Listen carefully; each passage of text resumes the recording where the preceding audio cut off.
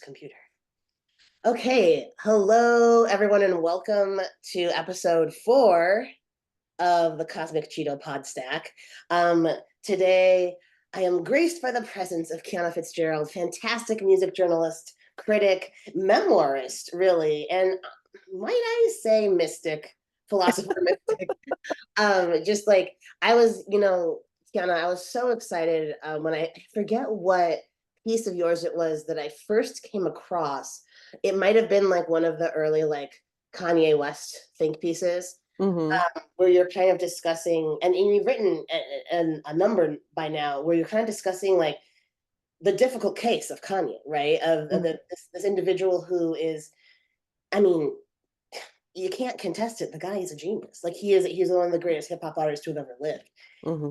And he is kind of a PR nightmare, right? And he's also said made a number. I mean, he's highly cancelable, right? He's made a number of rough statements. He's also in the throes of a mental health crisis, right? An ongoing mental health crisis. And so Kanye West, I and we're going to start off with Kanye, but just to kind of reel it back and finish your Mm-hmm. introduction, you wrote a really, really sensitive, smart piece on Kanye, bipolar, and just like how the public kind of receives him, right? And Mm-hmm. how he's been alternately like a hero and a villain. So I read that piece and I looked into more of your journalism and I was like, oh my goodness, like she's got so many cool ideas. And I was at that time, I was myself actually had a diagnosis of bipolar 1 and was kind of really looking more into takes on um, coping with and exploring that mental health condition, that weren't so like clinical and doctrinaire and like pure Mm-hmm. only science, and I wanted to see this kind of, I don't know, blend, right, of this artistic and spiritual blend in someone's approach to it, and that was yours. And so as I can continue to kind of follow your writings on the topic, and I ended up inviting you to come on up, not come on down. Were you in New York? I don't remember, but you were. It was this was years ago. This was 2019, and you gave this wonderful talk to my creative nonfiction class. You gave a great talk on music journalism at SIU. It was a fun time, and then we just kind of went our separate busy ways and we reconnected, and just so much has happened, I think, for both of us. Yeah. And right, like it's just like it's been really cool, just to kind of consider it, right, how we went even more intensely down the paths that we were both going down already. Yes. And so, yeah, I you've published since then a really awesome book, Ode to Hip Hop. It's like it's this like work of like music criticism, cultural criticism, and also it kind of doubles as like a lovely sort of like coffee table on something. Like you can Yes. it's a nice. I'm so sorry, we just moved, so I don't have it with me in this very moment. It's All still good. um but it's I will definitely link to it in the pod stack, or if you have one sitting around, like Yeah, I actually do. It's right here. I don't yes, know if it would please be awkward for go me to grab grab it. it. Go grab Okay. it. I'll entertain the people until you're gone. Kiana's grabbing a book. Okay, here we go. There it is. Let me rewire myself. I should have had it already, but yeah, here's my baby. Oh yes, Ode to Hip this is Hop, 50 awesome. albums that define 50 years of trailblazing music. And if Illustrated by Ye. yeah, if you could show who illustrated it. So the illustrator is a South African graphic designer named Ye Abe. Oh, Um, oh, okay, yeah, yeah, yeah. Oh, nice. Yeah, Very cool. so if you flip through, you'll see little, illustrations, and I think we have, oh, this is the Cameron fit. If you know, you know. But yeah, it's a really fun, colorful book, that really just speaks to the progression of hip hop and the ways that this this genre has really changed the world. So yeah, I really try to dive into 50 albums by 50 artists or acts and help people to understand that like this genre is so multifaceted and it is so beautiful and it's so creative and it's helped a lot of people get through a lot of things, including me. Especially when I go through my manic episodes. Hip hop is the thing that is like saving me from myself. So yeah, this book is the embodiment of my experiences with this genre.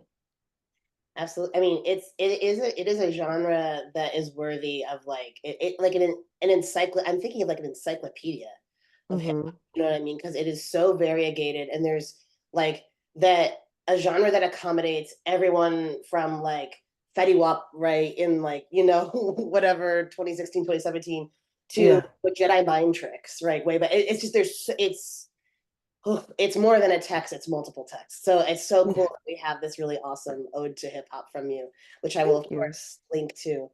Um, so yeah, you've published a book, right? And you've also, in addition to continuing to publish these really awesome, more long form, kind of very thoughtful essays on music and mental health, your personal experiences and those of, like other artists and writers, um, you have also really, really, really kind of blown up on social media, my friend. You've got this really successful TikTok, and that is kind of a platform where you're discussing a lot about sort of bipolar in particular, right? Yeah, yeah. So I started the TikTok in 2021, or I had had it for a while, but I was doing like hair stuff because I'm natural. So I'm always, it looks very simple right now, but I always am trying to do something explorative with my hair. So that's what I started out doing. And then I was talking to my friend Laura, who I've known for years. She actually found me by way of one of the essays that I sent to you. So, she was like, "Hey, I think that you should start talking about bipolar on TikTok because I talk to her about it so often." And I was like, "Oh, maybe, maybe." And then eventually I was like, "You know what? I'm going to do it." So I just sat out on my balcony and I was like, "Hey, I'm Kiana. I want to start talking about bipolar disorder. I'm bipolar type 1. Here's what mania is. Here's what depression is. And I'll get more into detail as the videos progress." So I did another video the next day where I was just talking about the factors that impacted my first episode. And then the third video I did was like in the dead of night. We had just gotten home from some club or something. And my video camera was like blurry. So it was just like, it looks like shit. And I was like, hey, so this is what it's like to experience a bipolar type 1 episode. And it got like almost 1 million views. And it was just like people really connected to it. Like some really big creators. I can't think of their names right now, but they were like in the comments, like, well, you just described me, or I didn't know that this is what it was, and I now better understand it, and things like that. So I really was able to just like keep the ball rolling from that point. And I was making a video like every day. And at that time, I didn't really understand the concept of TikTok. I was just like, they want to hear from me, so I'm going to keep going. So I kind of went on and on for some months. And then I kind of got burnt out, I was just at a point where I was like, I think I've said all I can say. And so I just kind of took a step back and I came back for a few videos here and there. And then I had my most recent episode back in November, December of this past year. And so I hopped back on there and I was just telling them that, hey, this happened and here's where I'm at. And, thank you for being along for the ride. And, so I still, make videos from time to time, but that first year was like very, very intense. Sure. Yeah. That's actually, I want to talk about that, the sort of like that kind of interesting overlap. Well, I mean it's not necessarily an overlap, right? Like the sort of marriage between content creation and really like the vlog, the video essay, and Hmm. spoken memoir, and Hmm. how like the act of self-disclosure, it's so vulnerable, it's so powerful. You have so many people like really seeing themselves, and it's just really an incredible way what you're Hmm. saying. But also, and I think you can attest to this, right? You're giving up a part, you're giving up a part of your story, a part of yourself. And Yeah. as a writer of nonfiction, right, and as because I would certainly classify you as a memoirist, right? What is that? What are like what is the cost, right? And maybe that's kind of a cynical way of phrasing it, but Hmm. um, are you losing something in that process, or are you making yourself vulnerable? Uh, Hmm. and if so, what can be done to preserve your safety, right? This is just something Hmm. that's on my mind because of, well, stuff I told you about before the camera Hmm. started rolling, and Yeah. also just like literally any memoir. artist, right? Or anyone who is kind of participating in this act of art making, self-disclosure. Um, I mean, we've seen this happen to so many amazing hip hop artists too, right? Who are just like Hmm. confessional rappers, Hmm. who now we know something about them, right? And can we be trusted, or can the audience always be trusted, right? To hold that knowledge in an ethical way. And so, I have so many thoughts and questions about that, and how like you as a person who you are managing, right? This Hmm. like um this almost kind of like there is a micro celebrity, right? Whenever even a piece of your art goes viral, um, luckily it's not like the macro celebrity of a celebrity like Kanye West, who is Hmm. rough stuff, but it is a shadow of that, and so kind of like having people's eyes on you, whether or not you are like it's all the time or it's just for a single piece of art. uh, Hmm. it's something to contend with, I think. So I totally want to get into that, and in fact, shall we get into that vis-a-vis Kanye first? Um, Mm. you want to talk about? Do you want to start with Kanye and then kind of like, because I feel like he's a great entry point to like pretty much the entire 7 course meal of a conversation we're about to have. Does that sound Yeah. like a Yeah, yeah. I think Kanye has always been, like you said, a confessional artist. And I feel like he really excels at sharing truths and experiences that people don't typically get to hear about, especially when it comes to, like losing a parent or losing yourself in a process of doing something, or, you know, even his aspects of talking about his mental health. Like, um, he says on The Life of Pablo, which came out in 2016, before he was even public about his diagnosis, he says, you've never seen anything crazier than this inward, on off his Lexapro. So, he's been talking about this for a while, and for him, it's really emblematic of like a larger issue, which is like people, I mean, it's like I'm kind of a dual mindset, because on the one hand it's like I want people to be more open. I want people to feel like they can come forward and talk about their situations, their conditions, their issues.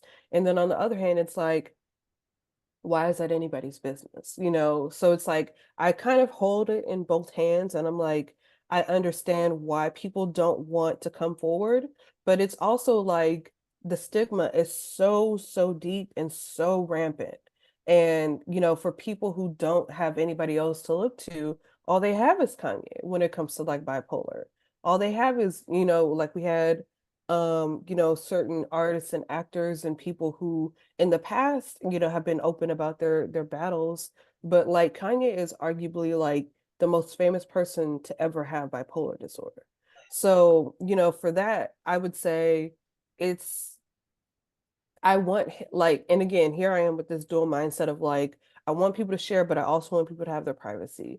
But at a certain point, it's like when you bring us into your world and you bring us into the situation that you're in, where you're really giving us an like an inside preview of what's going to happen in like a month or in 2 weeks or whatever, like as we see your mental health slowly unspiraling.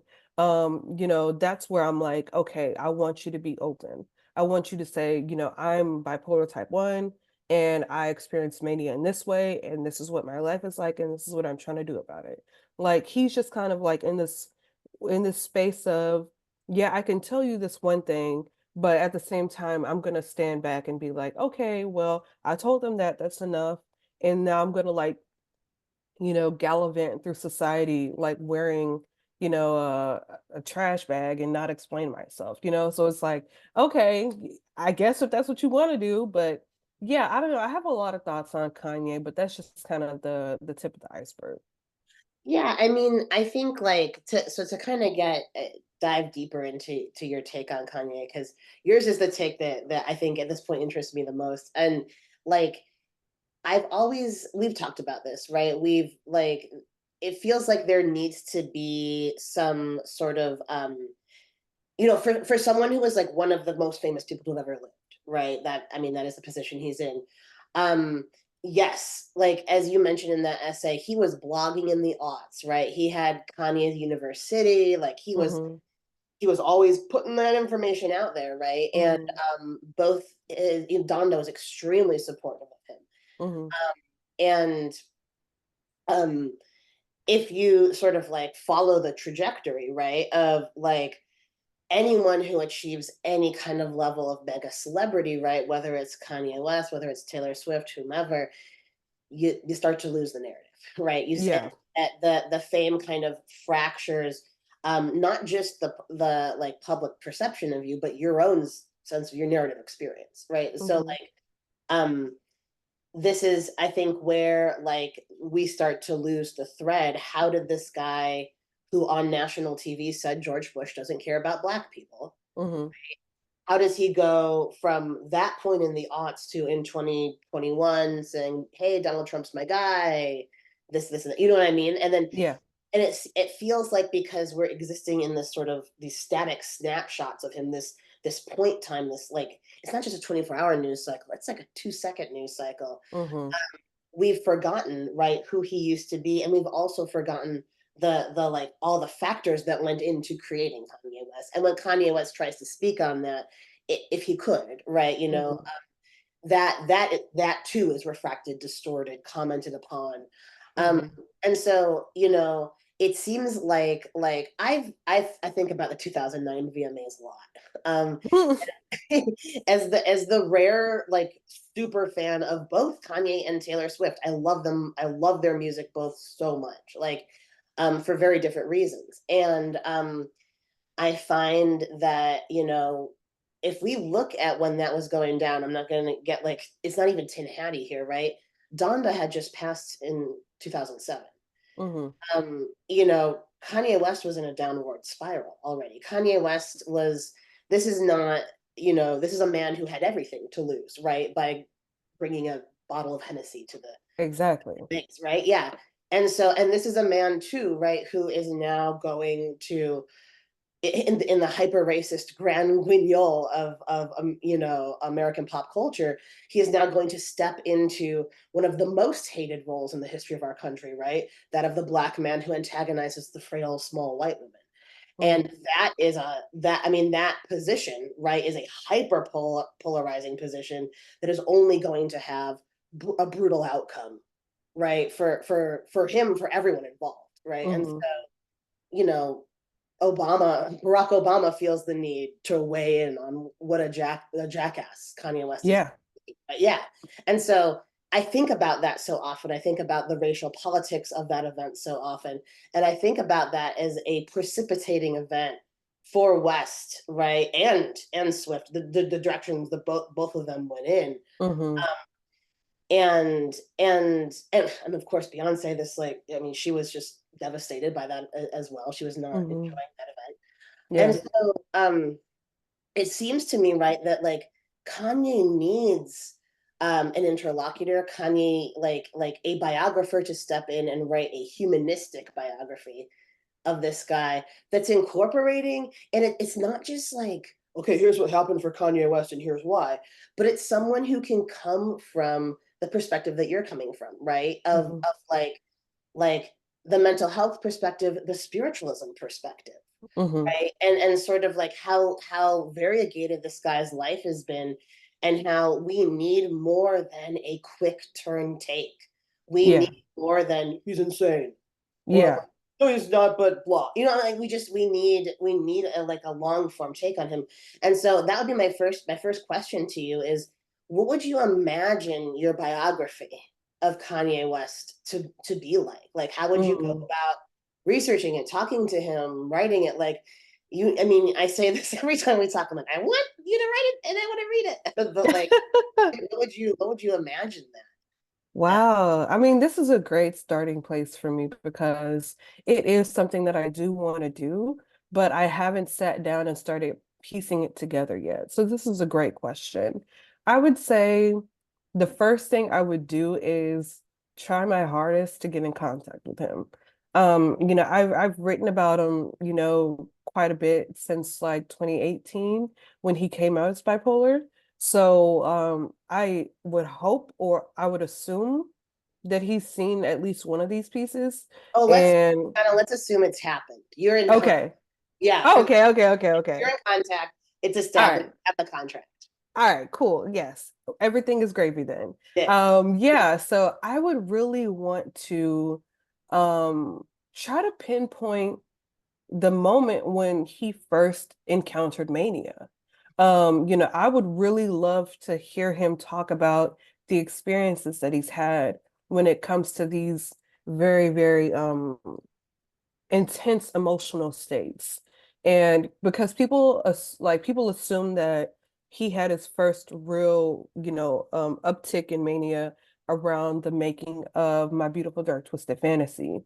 He was in Hawaii. Yeah, he was not sleeping, he was wired, so people assume that it was around that time, but I feel like we can probably pinpoint it sooner than that or earlier than that. So that's my major thing. I really want to be able to try to get a sense of like when mania was activated in his life and how did he feel about it? Was he like, this is the greatest thing ever, as many of us feel when we go through mania, or was he like, I never want to feel this again? So I really want to get a sense of, how has this condition colored his life and his creativity, and how has this condition really impacted his relationships with people, with loved ones, with women, with his fans. I think that Kanye is someone who really depends on his fan base for yeah, I say this about like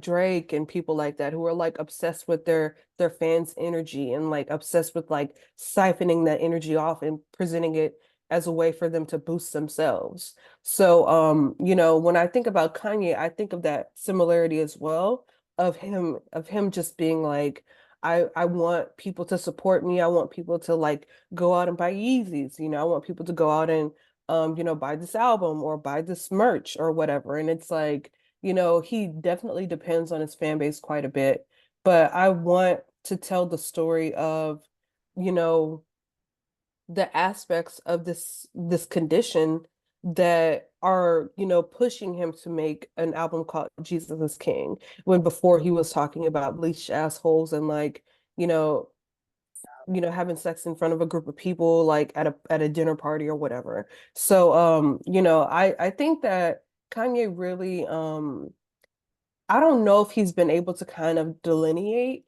what's going on with him. I think if he was or if he were able to delineate and like really pick apart the pieces of this condition, he would be like, "Oh, that's why I feel this way." Or, "Oh, that's why I decided to put together a Sunday service choir and like perform in Calabasas or whatever in front of like hundreds of people." So it's like I feel like there are so many just tentpole moments of Kanye that I don't know if he's pieced it together yet.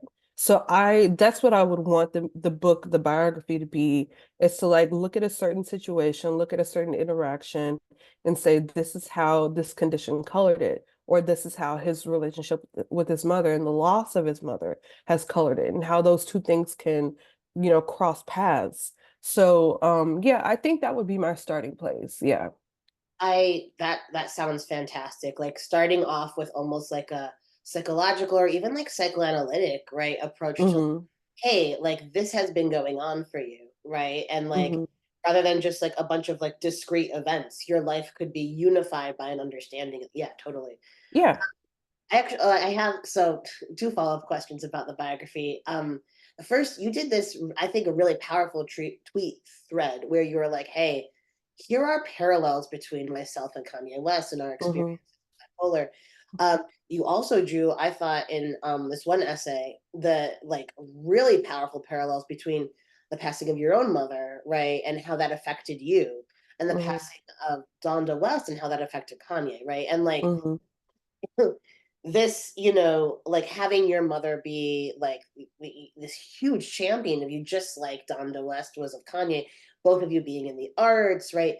And so I would be so curious, you know, I'm a huge fan of like as I think you are as well, of these like hybrid forms of nonfiction where it's like, Mm, yeah, it's music criticism, yeah, it's biography, and there's also like memoir in there, there's also philosophy in there, there's also mhm. you know.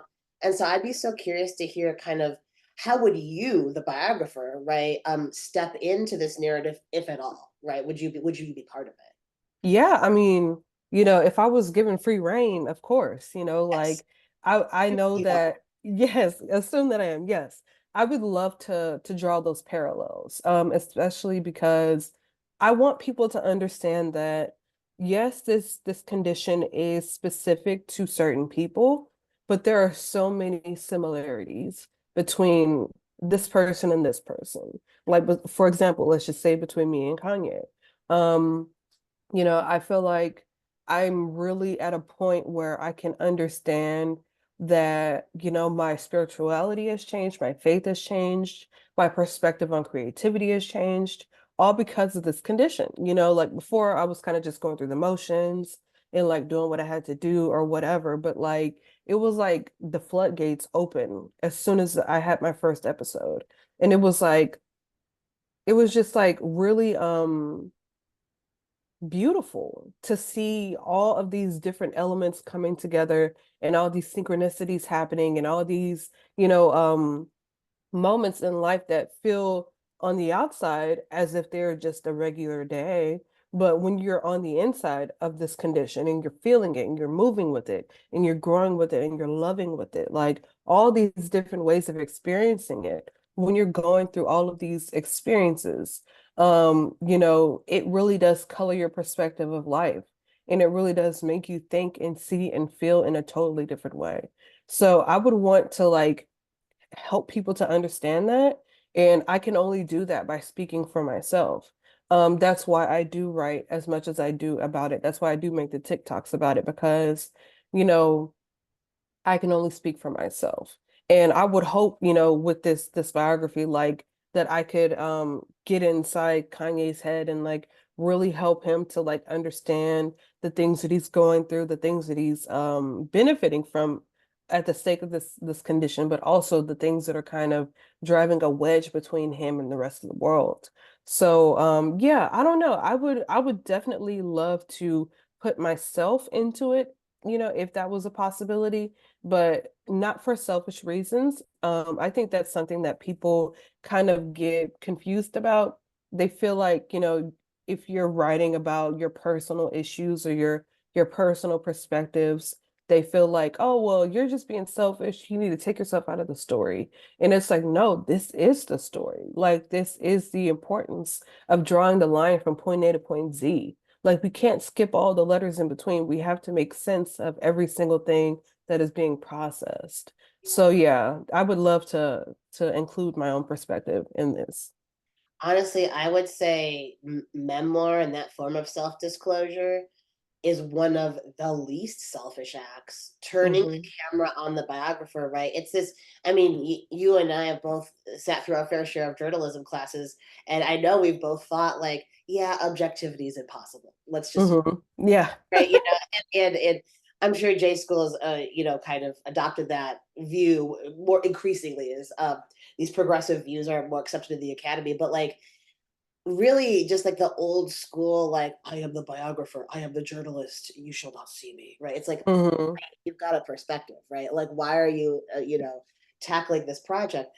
And so I think like if you arrive right with like announcing that like this is why I'm invested in this, I'm compelled by this for these reasons. I mean, the project is that much more interesting, right? Hmm. And that much less likely to run afoul of accusations of bias, you know. So like that. Yeah, yeah. Um, and on the topic of um spiritualism and bipolar Hmm. and the subversiveness of that. Another thing you and I have talked about at length. So I have some quotes from this essay. Blah, blah, blah. I think it's the Vox essay on Hmm. oh no, it's the Vibe one. It's the Vibe one. Okay. I'm gonna read a couple quotes and I would love for you to speak on them. Um, Hmm. so you write in this Vibe essay on Kanye, I wholeheartedly believe in science, doctors, and psychiatry, but I've yet to find a treatment team that is willing to balance spiritual encounters with the clinical. I'm typically told to forget that mumbo jumbo, just take your pills and get back in line with society. Some doctors are nicer than others, but this is always the underlying message. As with any condition, perception is a slippery slope. But to ignore the thoughts and observations that bipolar people feel they legitimately experience is to push them away from medical insights and drive them strictly toward faith and religion. And then this other quote, while being manic can make me and countless others feel like the chosen one, it also makes me focus strongly on community, collaboration, love, and kindness. And then you go on to say how you see all of these qualities in Kanye West's Sunday Service series. And Mm, I do as well. And so, like you and I have discussed about like how these diagnoses, or well, rather, let's just reel that back. These like these mental health conditions, as they were. mhm, There's not a whole lot of conversation about the euphoria, right? mhm, We talk about the stigma, we talk about how disabling they are, we talk about the need to take medication, but what about the good, right? That comes from this very pathologized state, right? yeah. And then furthermore, to kind of go back to this question of, how does Kanye West go from like bluntly speaking the truth on national television, right? Mhm, Whatever, 2005, to like this kind of gone to seed place where he's at now. And well, he's been quite pathologized, right? yeah. And the Black consciousness, the indigenous consciousness, the queer trans consciousness, right? The degree to which these consciousnesses are, well, individuals embodied as such and having these kinds of like certain sets of concerns about world and community, the degree to Mhm, which these populations do end up being pathologized, do end up being like, um, you know, told, okay, take your pills, wear your straitjacket, right? And mhm, ignore the fact, right? Focus on how you don't want this depression, right? And ignore the fact that some incredible things have occurred to you during this mania. mhm, And so I find it so interesting that we talk about Beautiful Dark Twisted Fantasy is one of my favorite albums of all time ever. It's mhm, just, I mean, it's a work of genius. And yeah. um Kanye has said himself, right? I'm the vessel, I hang out here and God's just kind of telling me what to do, right? This is something we've heard. Novalis said that. German romantic poets were saying that in, Mhm, fucking like whatever in the 17th century or the 18th century. And mhm, this is like a commonly held, creative feeling or belief, right? That, oh, I'm kind of a conduit. And I do wonder, right, like about the way politics can kind of hijack a statement like that, mhm, where it's like, well, Kanye's just got he's got a big ego and he's also crazy, it's like, well, dude, mhm, like these folks were saying that, way back when, right? But they appear more respectable to you because you're not like this black man in 2024 who's made a series of wild statements, and so mhm. I'm really wondering if you can kind of speak to those quotes from the essay and just this sense of like pathologizing and politicizing and disregarding incredible insights, right? That Yeah. can occur to people in these manic states and incredible divine experiences as well. Yeah, absolutely. Thank you for reading those quotes. Yeah, it's ever since my first episode, I've been locked into trying to understand what happened to me. And like by what happened to me, I mean like who's sending the message? I'm trying to figure out like, of course, I'm never going to ultimately find the answers in this lifetime, but I am borderline obsessed with trying to connect the dots and trying to like help people to understand that this is something that's not just a symptom. It's not just something as simple as, okay, well, you're having a chemical imbalance. You're having a moment where you can't control yourself. And so for that reason, we need to like dope you up and make you sit your ass down for about a month which is what happened in November, December this past year. Like we're gonna sit you down and you're gonna like come back to normal, and then you're gonna become a productive member of society again, and then you'll be useful. So I feel like there are so many just like red flags in the medical industry when it comes to helping people to understand what they've experienced. I've only had one person tell me like your experiences are valid. And she didn't last very long in the position that she was in. She was someone that was like, I see you, I see how smart and intelligent you are. I understand your experiences for what they are. I'm not going to invalidate you. And she was like a case manager, just someone that was like helping me to readjust to life after being hospitalized. But aside from her, everybody else has been like, no, no, no, like this is not a good thing. This is not something that you should be investigating. This is a symptom of a disorder, and you need to like see it as such.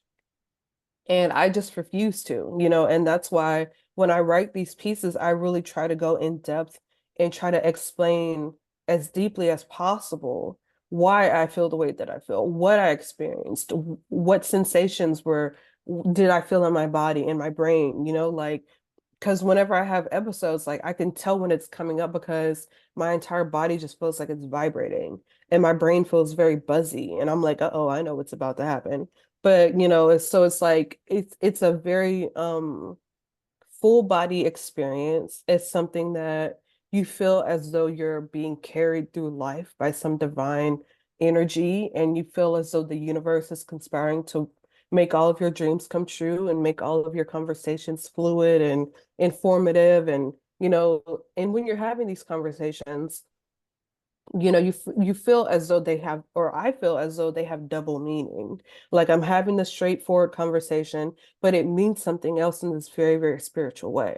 So it's like every single interaction that I'm having in Mania feels like I'm talking to the divine. It feels like I'm talking to universal consciousness. It feels like I'm being given information, downloads, if you will. I'm feeling all of these things, and, for doctors and psychiatrists and therapists to say, well, that's a wrong thing to feel, or, that's something that you shouldn't be investigating, or that's something that you shouldn't be interested in. That's where I cry foul. That's where I'm like, how can you, especially because none of these people that I've experienced, these meetings with, none of them have ever experienced what I've experienced. So it's like, how are you going to tell me, the person sitting in my shoes, the person with my brain that you are so hell-bent on telling me is chemically imbalanced? How are you going to tell me what I should be feeling? And that's like, again, like I said, I understand and I respect science and psychiatry and the work that has been done, but I also understand that like a lot of these perspectives that are carried through century after century are based on the opinions of old white men, who don't understand the Black experience, the Indigenous experience, any other kind of marginalized experience. They don't understand that. And it's that mindset is embedded in every facet of the medical industry. So, or the mental health industry specifically. So yeah, I could talk forever about this, but I really just want people to understand that this is a condition that can change your entire perspective on life. And, for better or for worse. So when I'm going through depression, I don't want to be here. I don't want to talk to anybody. I don't want to shower. I don't want to do anything. But when I'm going through mania, it's like I can do anything and everything. So these two experiences, in tandem are absolutely just world shifting. It's like I I haven't met a person yet who's bipolar who has said that like their lives haven't changed because of it. And not just because like, you got to take meds now, you got to stay on top of your mental health and self-care and all that shit, but it's like, it's a very, very powerful transformation. And when I see Kanye like putting together a choir like Sunday service, when I see him putting together an album about Jesus is King, like I understand, I understand where he is, where he was, where he's going. And I just want people to know that like this is a transformative thing. and it's something that should be seen as such and not necessarily just like pushed aside as a symptom. Well, I mean, like you talk about like in these essays and those quotes in particular, right? Like that it there needed be this division between science and spiritualism. I don't see it that way either, right? Like I'm Hmm. for, of course, right, you can't stay in this like heightened buzzing state Hmm. perpetuity and it wouldn't be helpful, right? Just Hmm. like one shouldn't just like take a tab of acid and then keep taking them when you come to, Yeah. oh, like no, like you do need to like live your life, of course, but it's the idea that the insights that you're acquiring in these states are just, well, just dismiss them out of hand, right? Yeah. And and also that like what you learn from being in those states, right, is simply not applicable to the workaday world. Well, I think I can test both of those claims as well. And I think that I've always seen science as I mean, and I think like a lot of my favorite science writers, like Oliver Sacks, right, or Paul Stamets, see science as this kind of communion with the divine, right? This sort Hmm. of like, it is, you are asking open-ended questions at all times, right? It's not just like, here's the material and here's the immaterial. Bye. No, right? Like you are constantly trying to like bridge that gap. Um, Hmm. and in fact, quantum, mechanics, right, shows us that like actually the gap is being bridged at all times. This desk is more empty space than it is atoms, like Hmm. there is just so much I think to kind of there's so much communion being had already, right? And so then my mind turns to I think the more sinister explanation for the dismissal of your like your epiphanies, right? These beautiful epiphanic explorations of consciousness and history and generational trauma that you're having. Um, there is a political reason, right, to dismiss those, right? There's a political Hmm. to lobotomize Rose Kennedy, right, for being a different Right. woman, right? There's a Right. and so I think if we look at the ways in which like the psychiatric industrial complex has, for instance, interacted with the carceral system, right? Yeah. Like the ways in which you know black men in prison, right, are doped up for being difficult, right? Or like queer women in prison are doped up for being difficult. You see these kinds of like interventions being done on the mind and the body that very obviously, right, like observably do not have the subject's well-being in mind, right? And so I'm Hmm. always thinking, this kind of gets into my next question. I'm always thinking about like, you know, what is a treatment, right? Or what is an approach for bipolar that is narrative, that is symbolic, right? That actually like entreats the afflicted, quote unquote, right? The subject to share what's going on for them. Um and then as opposed to just sort of like, okay, like there's nothing to learn here. It's all gobbledygook. Take your lithium, Yeah. Yeah. Yeah.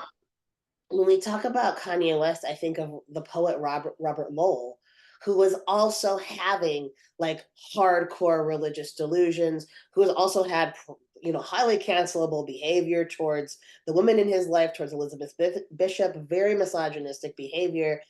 Um, excuse me. But also like experiencing these like religious revelations, saying that he was covered in brimstone at one point and Hmm. brushing off his arms. Yeah. And this was, I think, one of the very first people in the States to be treated with lithium. And Hmm. definitely, right? Like bipolar one, schizoaffective individual. That's the diagnosis, DSM diagnosis he'd received. And, I'm always, I like, and this is kind of what I would pose to you, right? Like what would be the treatment, that like the narrative treatment, the symbolic treatment, right? Like what could be learned, I think, like from these like heightened states or from these depressive states, that's not just like take your meds, shut up. Hmm. And if you feel comfortable talking about this, you told me a really incredible story, the tattoo on your back story. Yeah. Hmm.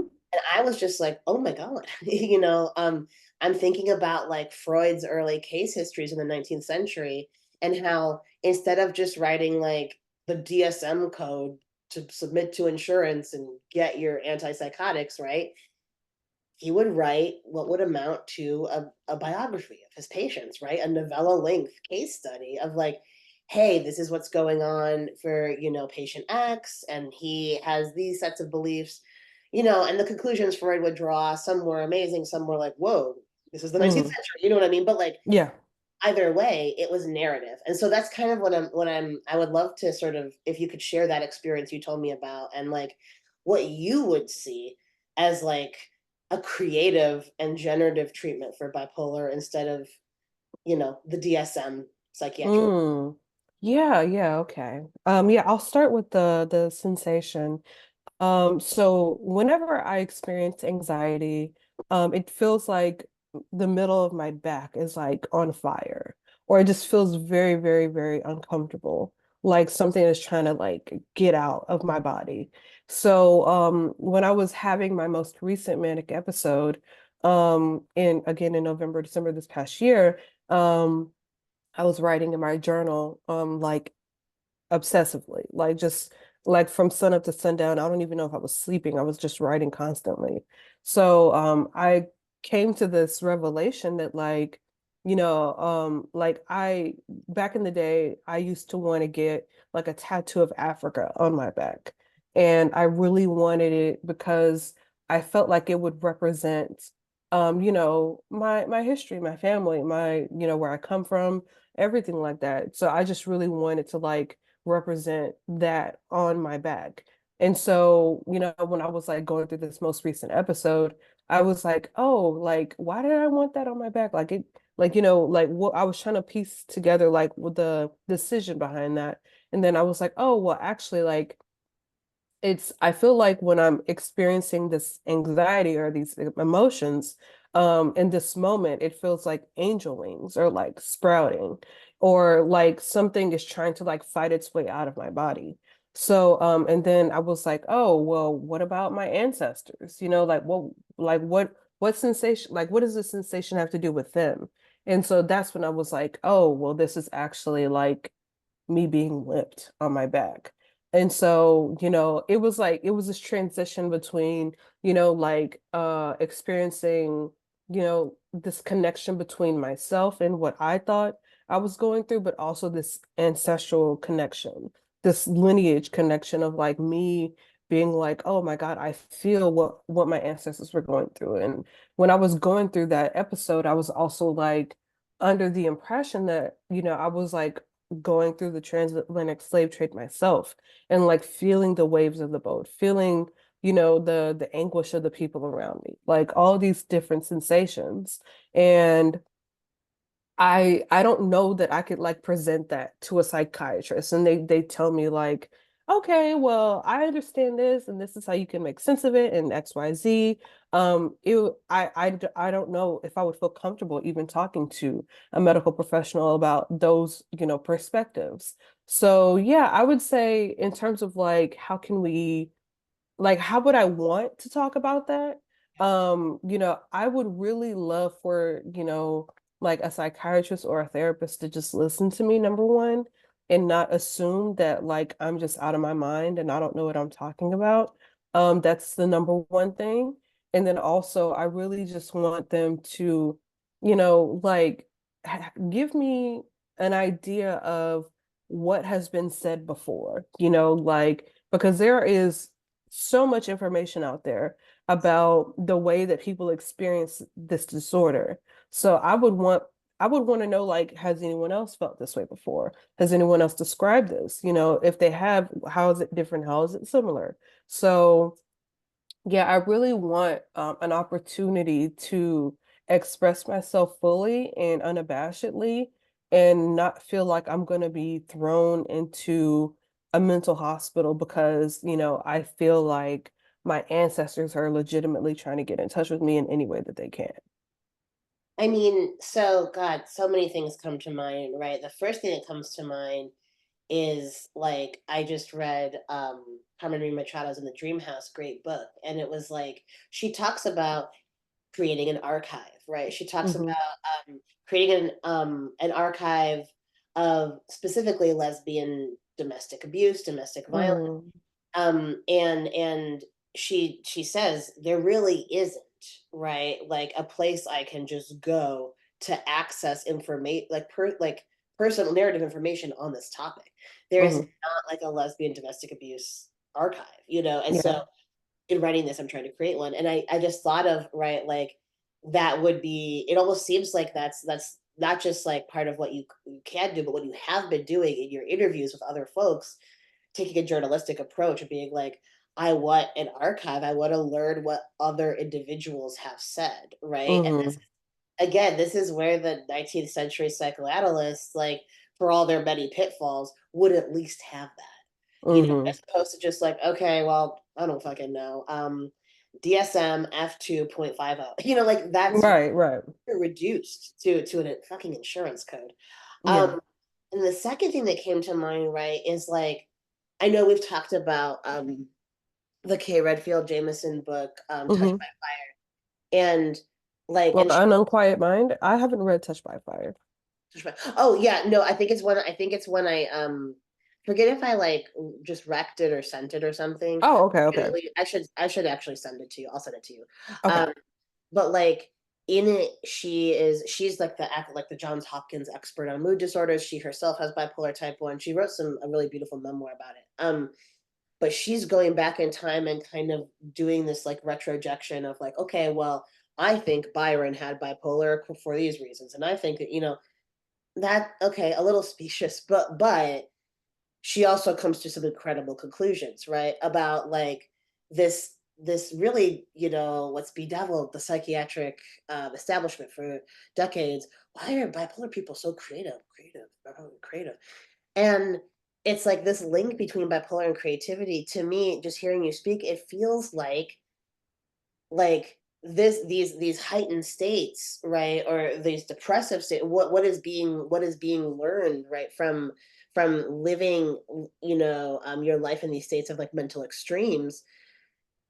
It feels like that is something that, you know, those of us who've had those experiences want to share with the world, right? And so Mm-hmm. there's almost this like um and compulsion sounds like pathologizing. There's this desire to self-disclose, right? Because Yeah. some of this stuff you have learned alone, right? Like speaking to your ancestors, getting in touch with you, right? What like if they were to get in touch, if they were to say what they had to say, I mean, would it be another Beloved, right? Would it be another book like Toni Morrison? You know what I mean? Like what, like Mm-hmm. this is the kind of stuff that if we discount it, right, we are discounting human truths and creativity, right? Yeah. And things that we could all benefit from. And so I think if I was like treating you know, these patients as a clinician, I'd be like, yo, what's your medium? Oh, is it painting? Oh, is it writing? Whatever. Tell Mm-hmm. your story, write your autobiography. You know, and Yeah. that would be I think the treatment I would want to see. Because it feels to me like you, in building an archive and in also in sharing your story, like you are actually really giving some valuable information. If a million people are watching a TikTok that you made that is poorly lit on the way home from the club, right, Yeah. that speaks to the fact that there is a fucking gap. There is not an archive, right? There's a lack of information.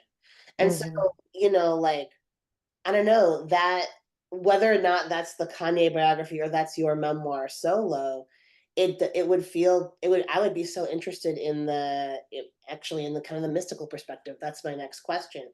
Mm-hmm. Do you see an overlap between these heightened states for yourself and maybe in general, right?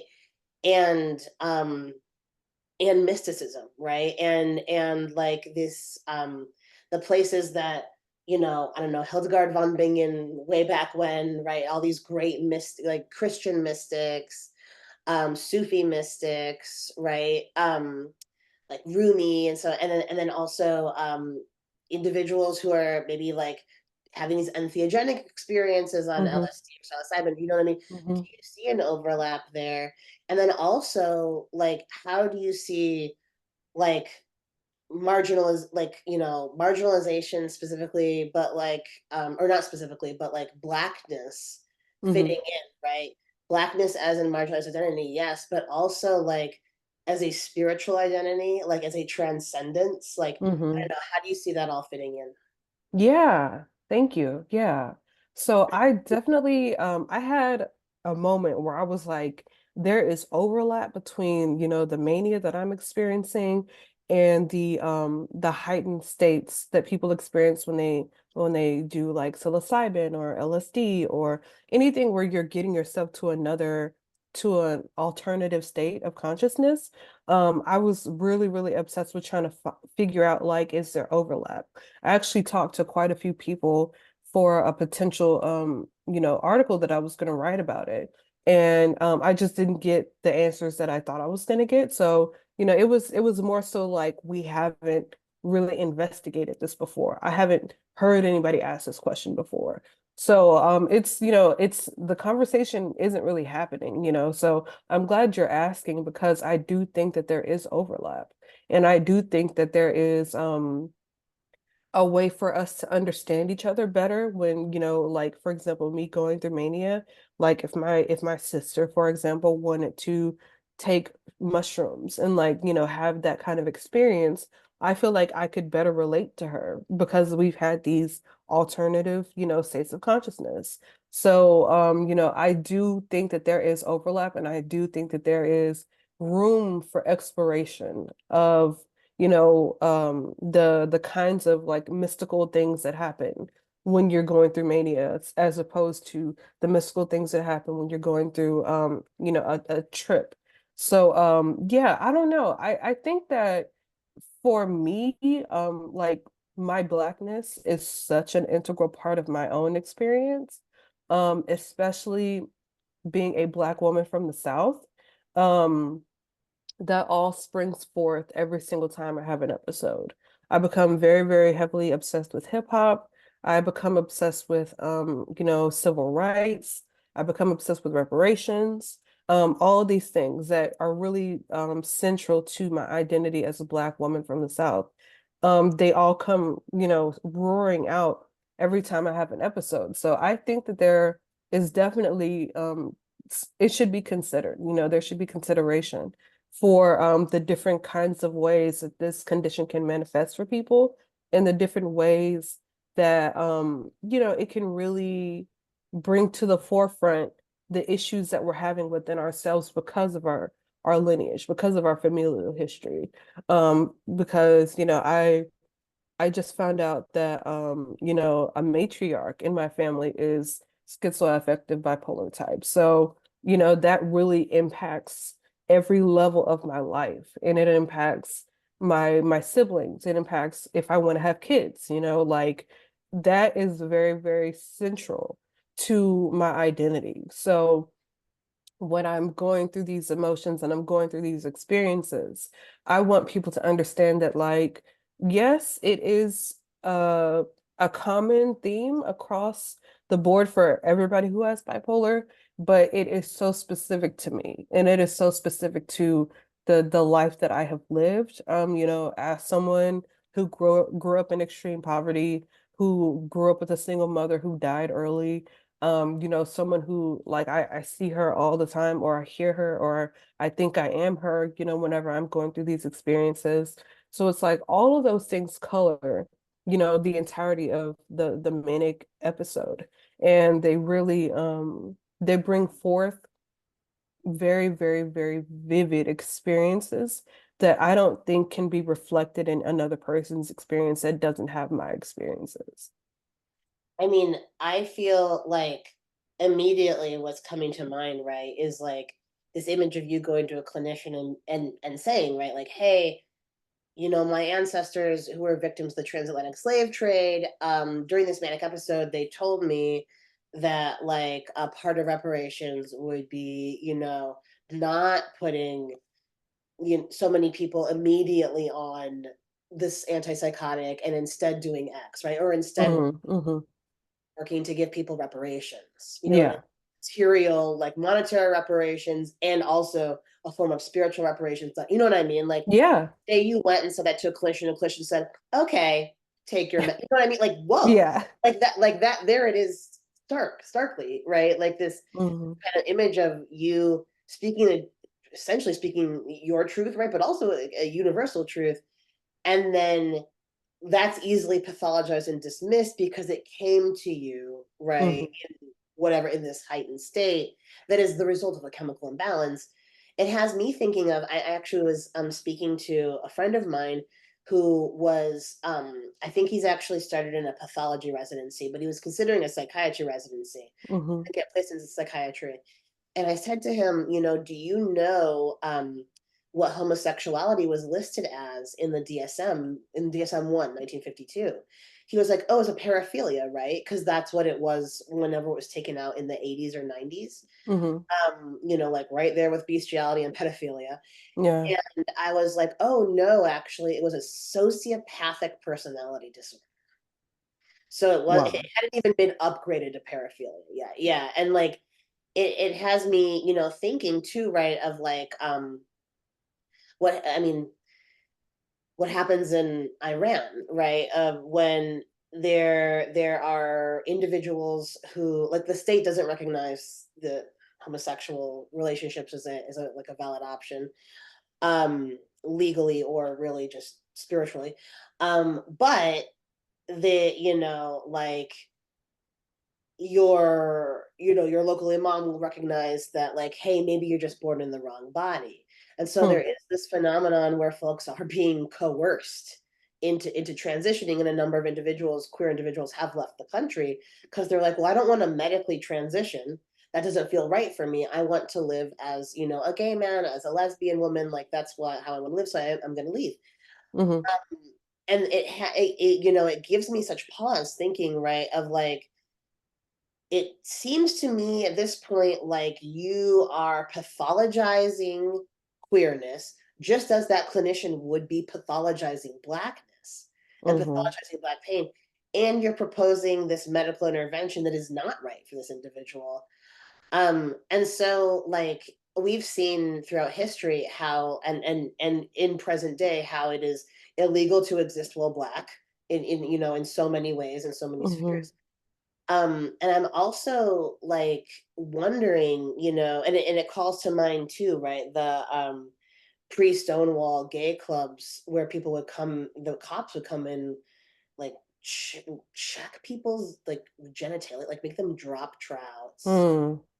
and be like, oh, okay, I see that that's your sex and you're not wearing appropriate clothing for your sex. So unless you have three articles of clothing corresponding to your sex, you know what I mean? Hmm. Then, like, Yeah.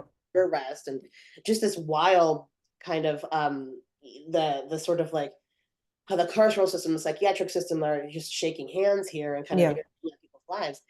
And so I wonder, like, what would, this again, this is going back to Kanye, back to your personal experience, and back to your sort of journey as like a writer, a journalist, an artist. Hmm.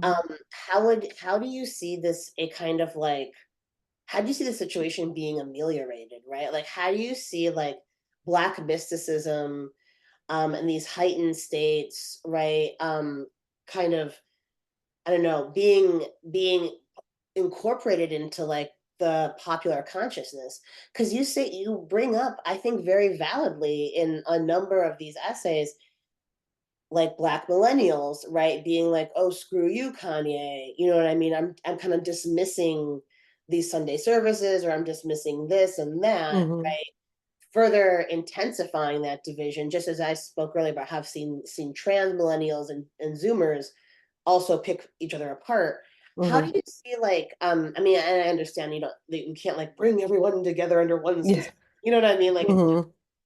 but how do you see this a more nuanced conversation around these issues being possible, right? Like in your community and more broadly. Yeah. Good question. Honestly, it's going to take a lot of education. I think people still don't understand what's going on.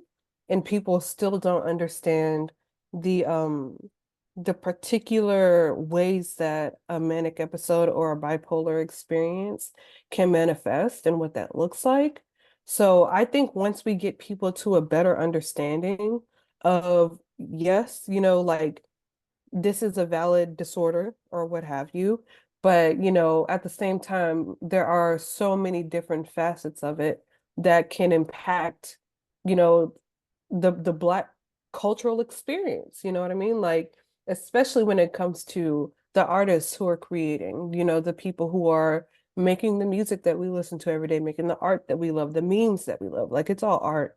So, I just want people to, I think that people need to get a better understanding of what's happening within us and what's happening, within our friends or our family members, because it doesn't have to be a direct individual experience. It can be your homie or your uncle or your grandma or whatever. And it's like once you have a better understanding of what they're going through or what we're going through collectively, then we can have that more nuanced conversation about the facts of Kanye being a difficult person to really agree with sometimes.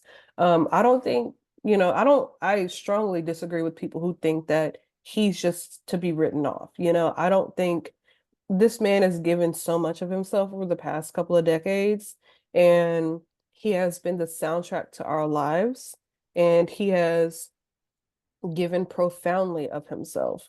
So I want people to understand that, like, number one, he's a human being. All he can do is offend you. Like he's like, I don't know what the man does in his free time, so I can't really speak to that. But it's like all he's saying is words and they don't always make sense. And when they do make sense, sometimes they're offensive. Okay, I understand that. But it's like for like it's, I'm seeing people treat him as though he is like Bill Cosby or or R. Kelly or something like that. And it's like he, as far as I know, again, I don't know this man, but as far as I know, all he's done is say some fucked up shit, like from time to time. And it's like, yes, I understand the rage and the anger about his opinions, but at the end of the day, that's what they are. They're his opinions. And, if you don't want to listen to his music, that's fine. If you want to, defenestrate him and like say, to hell with him or whatever, that's fine. But at the end of the day, I feel like there is so much more to be gained if we just try to understand him better. If we just try to understand his perspective on life, his the different ways that he is living life now. It's like clearly there is a market shift from what he was like 10 years ago to what he is now. So I just want people to like have an opening to understand that. And then once we get to that point, I think we could make much bigger moves. But the initial thing is really just education around the experience. That's yeah, I am so that actually segues perfectly into kind of the next place I want to take the conversation because Hmm. I like the education, learning about the specific individual's experience, and also like hip hop more broadly as confessional, right? Hmm. As so I kind of want to keep on with these themes, but shift to like hip hop in general because you are, Hmm. the hip hop expert here. I'm a layman, so I might, I don't know what I'm talking about, but I kind of want to like, you know, as we're talking about like hip hop as a genre of music and like all the kind of, or as you were talking about it in your book and all the kind of like, modulations it's undergone, right? So like Hmm. this is it began, as a consciousness raising right endeavor, right? Of Hmm. um excuse me, God, this darn cold. It began as a consciousness raising endeavor, right? And a broad brushstroke analysis, right? Which I'm not gonna make it, but I've heard plenty of people like be like, oh well, what started with like Tupac, like trying to raise people's awareness, right? And look where it is now. Oh, Hmm. it's so besotted, which Yeah. is not to say, right, like when we look at an individual like Drake, a situation like the Drake Kendrick Lamar feud, you know what I mean? Hmm. Which I think is actually very, I want to get your take on that as well. This is very interesting kind of dialectical phenomenon happening there. But like Yeah. when we look at like how hip hop has kind of changed over time, I have a lot of sweet, lovable friends, nerdy white guys, right, who will be like, "Oh Hmm. man, I only listened to hip hop prior to 2006," and I'm like, "Okay, I don't. This is weird. I don't feel like I could. I don't want to change your mind, right? But also like." Right. There's this, there to put it simply, right, there are divisions, in the hip hop listening community about and thoughts on like how it's changed and whether it's better or worse. What I'm thinking about this, right, and as someone who just adores the genre, who's nowhere near the expert you are, of course, but like who adores the genre, um I have felt like with figures like Kanye West, certainly, who the one of the biggest figures, or if not the biggest figure now, the consciousness raising never went away, right? Hmm. But there has been ways in which it has shifted over time. And then you have like these like incredible female artists, right, who are also like that's like a whole different sort of ball of wax, right? Where you have like Cardi B showing up and being like, listen, you're gonna get my anger here, right? And you're also like going to get my confessional stuff.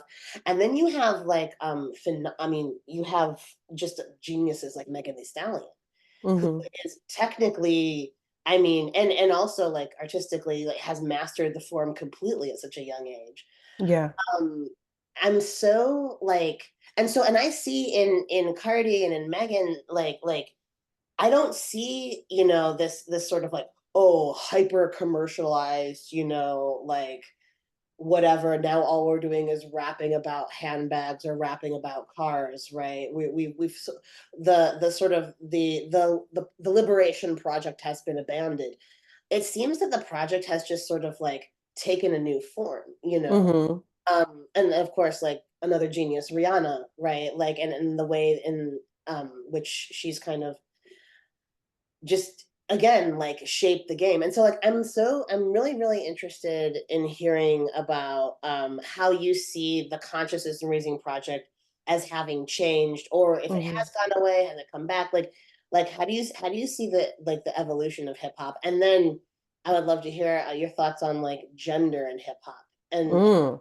and like especially like the younger rappers, right? Like Meg being just one of these, like, she's just like she's like rising out of the ocean, Yeah. almost like Poseidon, like, and it's just like everyone's like, oh, like she's just so good. Yeah. Like yeah, that would be like my first like two questions. Yeah, yeah.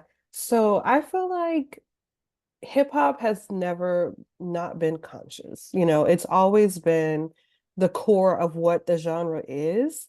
And yes, it may change shape and form sometimes, but it's always going to be about the consciousness of it. It's always going to be about raising awareness. It really depends on the kind of awareness that is being presented and the kind of subjects that are being discussed. Because yes, of course, we have the capitalistic motivated, hip hop, but like I feel like that's anything in life. So it's not something that I feel is extremely you know, not great, for lack of a better word. But yeah, I think that hip hop in general is something that is always driving forward and it's always pulsing with like new information, new experiences, new artists. So it's really about like there are, hundreds of thousands of artists probably like creating hip hop at this point. And all you have to do is find what strikes you, find what makes sense to you. Just because Drake is the mainstream doesn't mean you have to listen to Drake. Like I understand that he, like, just to speak on his path, like he used to be more of a conscious backpack rapper when he first started out. And then as he grew and grew and his experiences changed, so did his music. And so you don't like I outgrew Drake. I wrote an essay about that, for Complex. So it's like I feel like we don't have to stick around in places that we feel don't represent us anymore. And we don't have to be beholden to artists just because we were there at the very beginning. So yeah, I would say that hip hop is always like a consciousness or a conscious sort of creation. It's something that is always going to be driven by that. It's just a matter of like where are you looking for it? You know, are you looking in the right places? Are you identifying the right artists? Are you picking the right albums? You know, it really just depends on what you're looking for. So I would say that. And then also when it comes to gender and hip hop, you know, it's always been frustrating. It's always been extremely you know, upsetting to be number one, to be a woman and be a fan is really hard. And I remember kind of turning this point, you know, when I was living in New York and I was DJing and I was, you know, with my DJ dad, I call him, he goes by Pablo Luis. And you know, I was just saying like these kids, you know, like they're saying some crazy stuff. And he was like, "Oh, so that's you now. Like you're that person now." Uh, And I was like, "No, no, no." So it was like, but at that moment, like I remember vividly like being on the train with him and having this conversation. And, you know, from that moment, I've been much more particular about the artists that I listen to. I try to be more mindful of the ways that I allow myself to be immersed in hip hop because you know if you pick if it depends on what you want to pick and it depends on the mood that you're in. It depends on, you know, do you want to get deep? Do you want to get into the nitty gritty of like the heart of this genre? You know, it really just depends on what you're looking for. So I don't think consciousness has ever left hip hop. I think it's just about, you know, your method of finding it. And but yeah, to go back to the gender thing, you know, as a woman, as a Black woman from the South again, you know, I grew up listening to the worst of the worst, you know, like UGK rapping about like, you know, I don't even want to say it, but yeah, just rapping about the most ridiculous you know, subjects. it makes And the when it bleached asshole. It makes the bleached asshole lyric like, "Ooh, very tame," you know. yes, exactly, because it is another asshole line. I just don't want to say it. But yeah, but yeah, so I listened to UGK, I listened to Two Live Crew, I listened to, you know, Cash Money and like, you know, all those kinds of artists where they were really focusing on, you know, like women in an objective, like how can I objectify this gender, you know, like that's what I came up on. So when I hear stuff today it doesn't really bother me because I'm just like I grew up on that, like my mom was a fan of this stuff and she wasn't offended, so why should I be offended?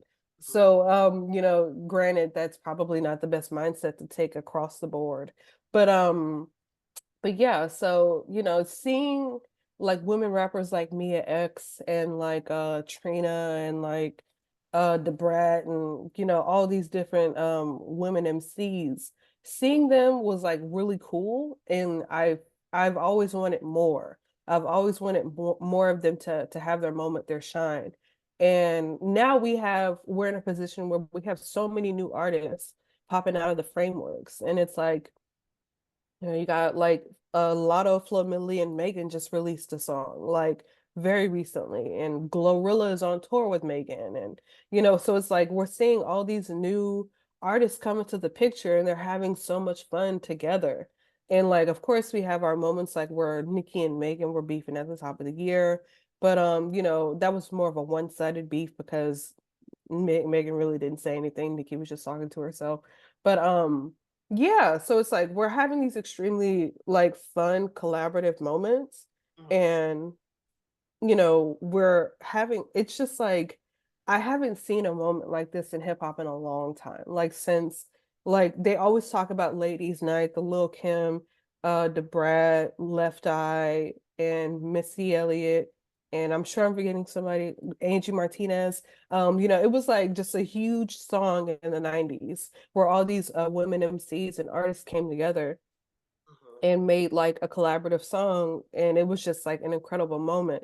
So it's like now we're starting to have that momentum again where women are able to like collaborate in that capacity again. But on the other hand, it's like people are saying like this is a terrible era in hip hop is dead, blah blah blah blah. But it's like, well, why are you saying that? Like, is it because you're biased or is it because it's actually true? Right. And you know, it's like anytime women have free reign and anytime women are having fun and dominating, people assume that hip hop is dead or they say that hip hop is not in a good place. So I clock it, I see it, and I'm like, nah, that's your bias, that's your sexism, that's your misogyny Yes. noir. Like that's all of your shit coming out to the light. So yeah, I think, the women are having a great time right now, and I'm just really enjoying the ride. And I hope that people will open their fucking eyes and see that, like, this is the real deal. Like, this is where hip hop is headed. And there's nothing to be afraid of. There's nothing to be fearful of. This is an exciting development. You know, this it reminds me of this like uh I forget where I read this, but it was like this old conversation where Dionne Warwick, do you know about this? Dionne Warwick invited Snoop Dogg and Suge Knight to her house. I Did you? don't know about My this. God, oh Kiana, you're the exact person who would love this. Dionne Warwick invited Snoop Dogg and Suge Knight to her house and was like, "You guys really need to stop like objectifying women relentlessly in this music. Like we love your music, but like hip hop isn't just about objectifying women." And then she said, "Call me bitch to my face right now." And they both couldn't. Oh my God. And then afterwards, Snoop Dogg, ever the truth teller, was like, "We've been out gangstered." And I was like, this is an amazing anecdote. Wow. Oh my, I Yeah, can't believe I hadn't heard about I that. know. I need to send it to you. I couldn't believe I hadn't heard of it. I was like, holy shit, it's so good. Yeah. But yeah, that's what that reminded me of. And then a couple of things coming to mind, right? Like I want to touch on the chopped and screwed stuff Mm, because I have some specific Texas chopped, like kind of or like subgenre, Southern rap actually questions specifically. hmm Um, I have Southern rap questions. I have another gender in hip hop question, and then I have a social media like mm, young rapper question, right? Of hmm like I mean, we're on the verge. I'm sure we've already seen Gen Alpha rappers like coming up, right? Of like, excuse me. So I'm really curious. I think about as you see like the role of like social media in hip hop and like having these breakout hip hop stars. hmm I'm like really I love Lil Nas X, obviously. hmm Like I fucking love the guy. He's a Yeah. fantastic man. And he, and he is someone right who are like lots of people for lots of reasons will dismiss, and then but I'm focusing mainly on the connoisseurs of the genre, right? Of like, oh well, he's a Twitterer, blah blah blah. Yeah. And this kind it's this kind of like really easy, way to sort of dismiss a younger hip hop artist out of hand, right? As a SoundCloud rapper, as a Twitter rapper, as a TikTok, you know what I mean? Mm-hmm. They're attached to social media somehow. Um, I mean, to be fair, there's some really rough stuff happening, like vis-a-vis cancel culture, and also just like vis-a-vis, hateful stuff can spring up on those platforms, right? That maybe if one has the imprimatur of a label, right, it's like more difficult to get that stuff through the door. hmm But I'm really curious, and with like Lil Nas X being one of these major success stories of someone who, you know, whatever people think of his music, I think I like his music. It's catchy. I like a lot of his songs. They're fun. I think he has a really fucking great message. And hmm what I like about the sort of Gen Z like ironic unto death, like trolling culture where he's like, hmm okay, here I am on the cross, I'm an Yeah. effeminate black gay man on the cross, and then he, of course, like industry baby is so good, like for so many reasons. hmm The way he does take on the carceral system in that video, and so Yeah. it's an abolitionist video, and so like I would love like I mean we could talk about Lil Nas X, it seems, for some time, but like I would love to hear you on younger rappers, social media rappers, and quote unquote, and then maybe comments on like Lil Nas X as like part of this group or not. Yeah. I think I will say that I think Lil Nas X is an outlier. I think that he's just doing some incredible stuff and he's like scores and leaps and bounds above A lot of these new artists that are trying to make a name for themselves, I think he was very, very smart. I think he studied like some kind of like computer science or something like that when he Yeah. was in school. So it's like he understands like online media and the internet and social media very, very well. So, when he started out, he was like trying to get Old Town Road to pop, and it was like, he was just like trying to find his place with that song. And I think if I'm not mistaken, he hopped on the Yeehaw trend on TikTok and put that song on there. And it just kind of like started to slowly build and roll until it snowballed into what it became. So, he's very, very creative when it comes to the way that he uses social media. And I think that there are cases where there are artists similar who are using social media in a very smart way. But I do think that there are artists who are just kind of lucky and they put something on TikTok. Like I think TikTok is a big platform for artists to kind of pop out of nowhere these days. Um, I'm thinking about this artist. Like I just saw 21 Savage perform recently, and his openers were JID and Nardo Wick. And Nardo Wick has the Who Wants Smoke song where, it's like a stomp and it says, "What the fuck is that?" So Nardo Wick had that song go viral on TikTok, and from there he like put out an album, and then he did this, that, and the third, or whatever. So he's collaborated with like Future and like really big artists. And so when he performed, I was like, he's not good. Like, he's just not like he just had no stage presence. He didn't really perform for the crowd. He was just kind of standing there talking. And so I was like, this is not enjoyable. And then JID was great, and he's somebody that like signed a Dreamville with J. Cole and like, has been rapping for a very long time and is very invested in hip hop. And you can just see the difference between them. But on the flip side, JID has a viral song called Surround Sound with 21 Savage and Baby Tate. So it's like that song went viral a couple of times actually.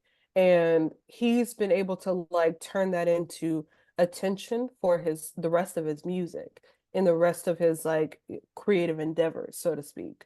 So when I see Nardo Wick and I see JID and I see that they both have TikTok hits, I'm like, there is a difference between these artists. So it's like it's not always like the artist just gets lucky and then they pop and that's it. It's like some of these artists have been grinding for a long time and they have a back catalog and they can point people to that catalog and say, hey, if you like this viral song, listen to the rest of my stuff. But with like Nardo Wick, it was like that was his first real song to go viral. And so, he didn't really have anything to point people toward. He put out an album really quickly and obviously he got on the 21 Savage tour, so he's doing something right. But I will say that there still needs to be development, like artist development. So that's one thing that I really want to see is I want to see these artists who do pop quickly because of social media.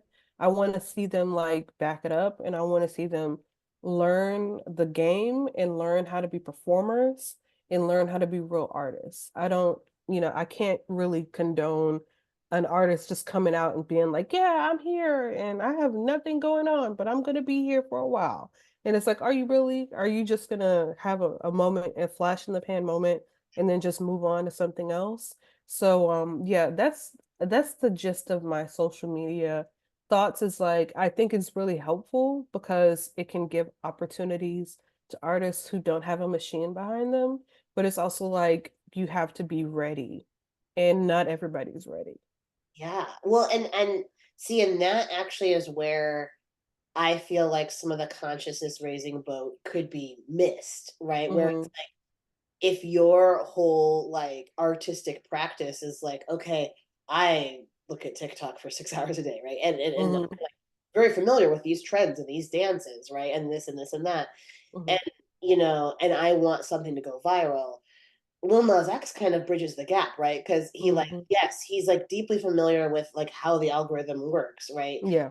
But enough to have used that to launch himself. And now he has like a really like pretty great, message that Hmm. he's kind of spreading. And I see, when I think of, I actually had not heard of Nardowick. So like when I think of like, but like these like kids like him, like these younger Hmm. kids, compare his rise to NWA's. Mm. Even it feels like a different planet.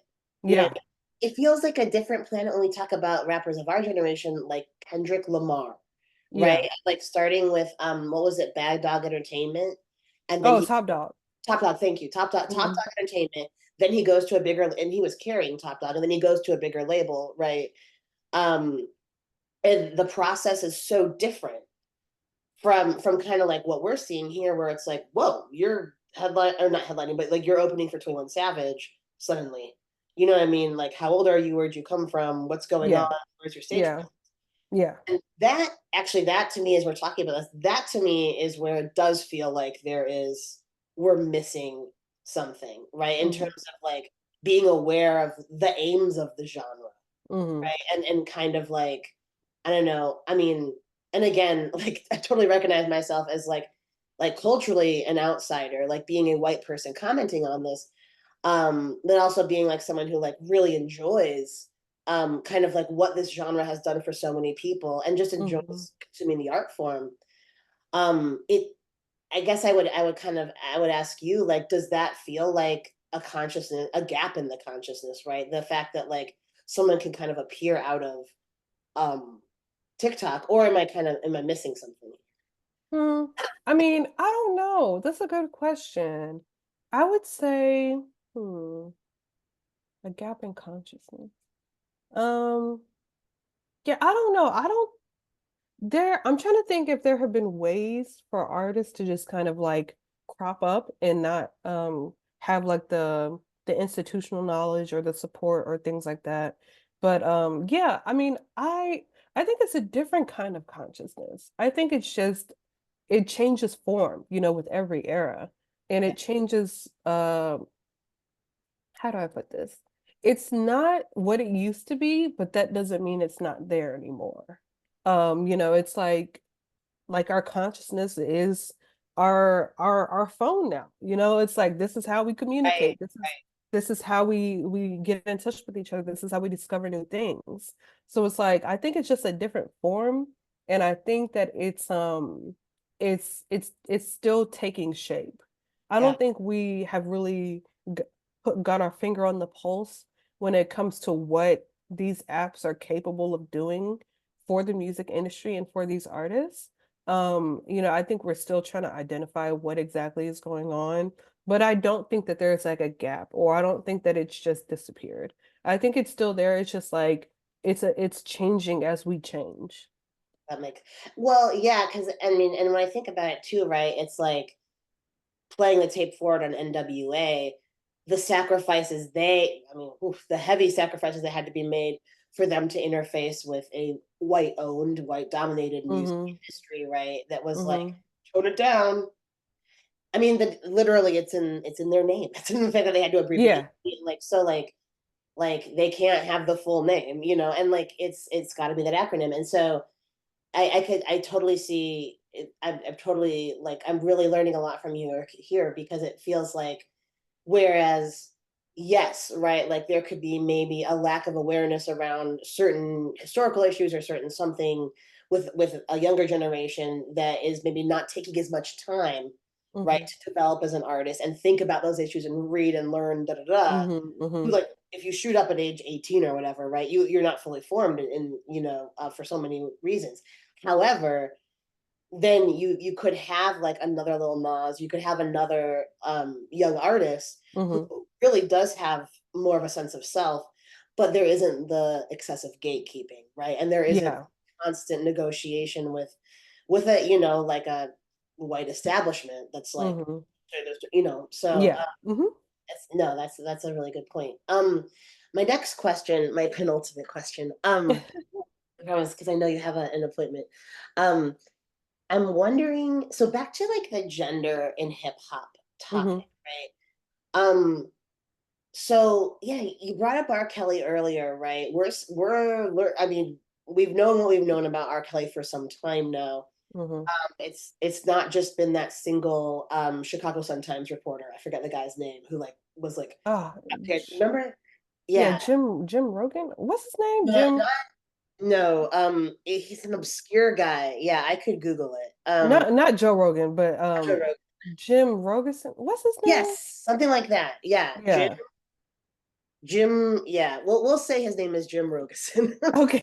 But like he was, I mean, yeah, you and I both know, but for the viewers at home, it was like for years, right? Like it was like this one guy being Hmm. like, excuse me, R. Kelly is molesting young girls, he's grooming them, he's physically going to elementary school, you know what I mean? And like he's doing some rough shit. And Yeah. he would just publish article after article, and no one was kind of paying attention. And then of Hmm. course, the truth is the truth that has come out about him. But we're also seeing, right, like with figures like Drake, right, and the rough stuff that went down, you know, with the grooming of Millie Bobby Brown. Hmm. And then now, of course, Sean Combs has kind of like been the next figure to have fallen. Um, I'm really like I am wondering about like the I don't know, the sort of like the perspective of like your perspective as a music writer, as a Black woman, as someone who has been dealing with like gender inequality in this industry, and like very familiar with this kind of I don't know, with the trends, right, that have been present for Hmm. years. But also, right, like as a human being living in the world, very familiar with the way, as we've been talking about for over an hour, the way Hmm. Black men are treated, right? When Black men screw up versus, you know what I mean, Yeah. like versus white men, of course, right? So like Hmm. I'm really curious about sort of like these scandals coming out. What like how do you see here? I guess another kind of aspect of this question is how do you see Me Too? Hmm. Kind of like figuring into this, being involved in this. Me Too, having been originally created by a Black woman and co-opted by white actresses, um, who and then like responsible for the downfall of many white men as well. Hmm. Do you see Me Too figuring into this at all?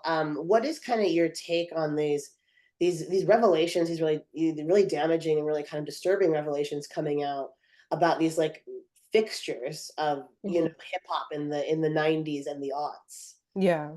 Yeah. So I do want to say the reporter's name is Jim DeRogatis. Thank you. Yes. Derogatis. Yeah. Awesome. DeRogatis. Thank you. Jim Jim DeRogatis. Derogatis. Yes. Jim's on the case Yes, and has been. and has Uh, been for years. Yeah. yeah. Often when I think about all of this that's happening, I think about my mom. She passed in 2009. So she was a big R. Kelly fan. She was like his number one fan. And I wonder often, like, what side would she take? Would she be, because there's especially women of a certain age, Black women of a certain age are not giving up on R. Kelly. I know people who are my age who are not giving up on R. Kelly. So it's like, I see these dynamics and I see that people have their Mhm. preferences.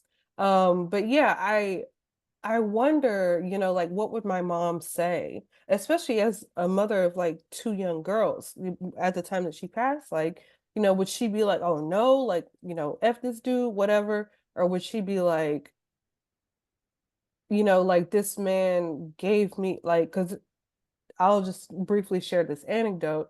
When my sister and I were young, and this is so weird, but like he has a song called Your Body's Calling. So, Mhm. and like there's this like one line, and my sister and I like made up a little like dance and like did a little thing. So she would always talk about that. And Yeah, so it's like in hindsight, that's disturbing, like to think that like we made up a dance to this man's song about your body calling and he was doing who knows what to young girls. So it's like, in hindsight, it's like not a cute story, but it is something like he brought our family together in that way. So, it's like I'm trying to be mindful of that and remember that when I think about her And I think about like, where would she be? Like what side would she land on? So there's that. And then also, yeah, I think I actually talk about this in the book, in the later chapters, but Dr. Dre, for example, he's somebody who is has a history of extreme violence toward women. Dee Barnes, she was a hip hop presenter, and he really, really rocked her, like in front of people, like threw her into walls, like beat her down, like did really awful things. And, he has like an award named after him, like some kind of like really prestigious award. And it's like, what are we telling people when we do this? Like, what are we really indicating when we don't take a step back and look at the bigger picture and say, what is this message that we're sending? When we uplift the people that have publicly done really terrible things. So, excuse me, whenever I see new things come up like Diddy, all the stuff that's going on around him, it's like for a lot of these people, it's been like a long time coming. Um, like R. Kelly especially.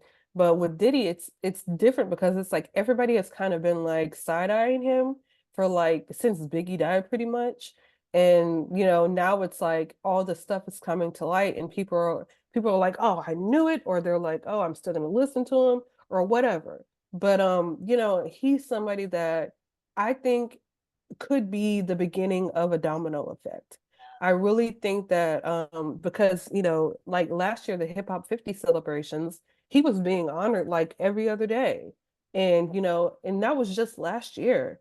And now he's like got all these allegations against him. Again, like I don't know anything, but people are saying some really terrible things. And it just makes me wonder like who's next, like who's because a lot of dirt has been done in this industry, especially when it comes to the way that women are treated, especially when it comes to the way that like young people are treated, people who are exploited. There is so much that that is happening behind the scenes that people just don't know about. And even I don't know about, and I've been writing in this industry for 10 years. So, it's really interesting to me that like this stuff with Diddy is happening because it's like on the one hand, we all knew he wasn't shit, but on the other hand, it's like I never thought that this would happen because he just had so much power and he was so authoritative and he was such a dominant force, like he was like when people thought about hip hop, they thought about him, so it's like when I see this happening to someone of that stature, I can only imagine what's going to happen in the coming months and years. It's like, I mean, R. Kelly especially, right, calls to mind the Woody Allen stuff. Hmm. How, and I like when you say like there are folks who are not giving up on R. Kelly, your mom's generation and your generation or our generation rather. Hmm. I mean, I think of Jewish people who are not giving up on Woody Allen. You know what I mean? Hmm. Who are like who are horrified, but who are like, but these movies were so good, and Yeah. grew up. I grew up with Woody Allen movies. I read all Yeah. his books. And I'm thinking of this essay that I read in the Paris Review that was really interesting called "What Do We Do with the Art of Monstrous Men?" Hmm. And it's a big question, right? That like a lot of folks were asking when like Louis C.K. was exposed, Yeah. Woody Allen, obviously Harvey Weinstein having been behind all these incredible movies and Hmm. so monstrous himself. And then, kind of turning the lens though on R. Kelly, Drake, who doesn't, oh, I don't know, this is just my totally uneducated opinion, but it feels like Drake generationally stepped into the same musical space that R. Kelly was in. Not the same, but Hmm. like a similar one somehow. And I don't Hmm. know if I feel that or why I think that, but I'm probably wrong. But it's like, is he the successor? Is he repeating the patterns? I don't know. But like R. Kelly, and as you said, right, like Diddy having been this like megalith, right, of like hip hop. He is the face you see for years in the early or the late aughts. I would think of Sean Combs's face when I thought of hip hop. You know what I mean? Like Hmm. it's like it feels different though, because of the way in which both the like reaction to the um the perpetrators is racialized, and Mm-hmm. the grooming and abuse is racialized, right? So we're Mm-hmm. talking about, with R. Kelly, we're talking about misogynoir. We're talking about young black and brown girls, and we're not talking about, right, this headlining, white actress, right? None of these individuals should be abused, right? Like Mm-hmm. all these individual stories deserve to come out and um to be learned from, right? But like I think it feels like it's a different kind of ball of wax, right? Where, Mm-hmm. and I think the story you told about like you and your sister having this like really, it was cute and sweet, right? But then it's also so sinister when you think about like, oh, like what he was actually doing, Mm-hmm. and to girls and young women your age. And so like I'm really curious if you could just like share with me like why you feel some folks don't want to give up on R. Kelly, or it feels complicated, right? Mm-hmm. 'Cause, it feels so much easier. I think it's like really easy to just like like pick off Jeffrey Epstein or Harvey Weinstein, Mm-hmm. right? But it feels harder, right? When the individual has somehow stood for or articulated aspects of a marginalized experience, such as, Mm-hmm. Woody Allen did, all the while being totally monstrous. I remember watching Manhattan and I was like, okay, he really is fucking a 17-year-old girl and saying it in the movie, and she's talking about going to high school. This is horrifying, Mm. and there's Wow. still folks who will be like, "Oh, it's Manhattan. It's one of the classics of film." It's like it's wild, right? And I think like there's a bigger conversation you and I could have too about how cancellation, like pure just like canceling and it's done and like fuck that guy, also misses the point. Like Mm-hmm. that also misses the point. So I'm wondering kind of what your thoughts on that whole that whole ball of wax is. Yeah, yeah. Honestly, I think people like R. Kelly have such a hold over the Black community because he's really weaved his work within the culture. I think that's the end all be all of it, honestly. I really think that people don't want to let his music go because they have memories to it. Like I said, like we have memories, very core memories to it that are tied to our mom who's no longer here. Um, I can only imagine that other people have similar experiences. And then also it's like, he made really good music. Like I can't take that away from him. Like, yeah, he's a terrible fucking person, but like his music was like really it. And like, he had a song in Space Jam, like I Believe I Can Fly. Like everybody was singing that shit. Everybody had the alternate version in school, like we all were singing it. So it's like he had been around for so long and he had made like, oh, ja, it's just like I'm thinking about his relationship with Aaliyah, like like all that. Like I can barely listen to some of her work because he's on it. So it's like there are so many little touch points where it's like I'm personally disgusted. I don't listen to his music. I don't think I ever will again of my own volition. If I'm out and I hear it, I can't really do anything about it. But I'm not about to search his name on an app and go listen to him just because I want to. So it's like I think people don't have like I'm not saying people are weak, but people don't really have like the fortitude to be like I'm not listening anymore. And I think it's because I take music so seriously. Like there was like I had interviewed this artist for my Patreon a couple of years ago, and I was pushing it on social media, and somebody DM me, and they're like, "Hey, he's an abuser," and I was like, "Oh my God!" Like I had no idea. So they sent me a link to an article about said abuse, and I immediately took the interview down, and I deleted all the content from social media, and I was like, it really sucks when you have to break up with like people who made music that you love like like you're pretty much breaking up with these artists and it's or just like pretending like they don't exist anymore. And for some of these artists, like I've been listening to them for years and I've created so many amazing memories to their music. And they were really like, when I become a fan of somebody, I'm a fan for life. Like, I'm not going anywhere. I'm gonna buy your music. I'm gonna go to your tour. Like, I'm very serious about the music. So I think that's why I personally take it so seriously on the flip side, because I'm like, I can't support someone that I can't support as a human being. And not everybody thinks that way. Not everybody takes it as seriously as I do. And even, people that I know very closely. So, it's something that I really I wish more people were open-minded or not open-minded, I don't think that's the right word. I wish more people were more present in thinking about the implications of listening to this man's music, to streaming his music, to blasting it at block parties and parks and stuff. It's like, you have to be mindful because like we don't even know like who has been, you know, a victim of similar crimes. So it's like when you're playing this music, you got to be mindful that like not everybody in this community wants to hear it because they're being triggered. So yeah, there's so much to say about it, but yeah, I just hope that people are just, as I said earlier, I just want people to educate themselves.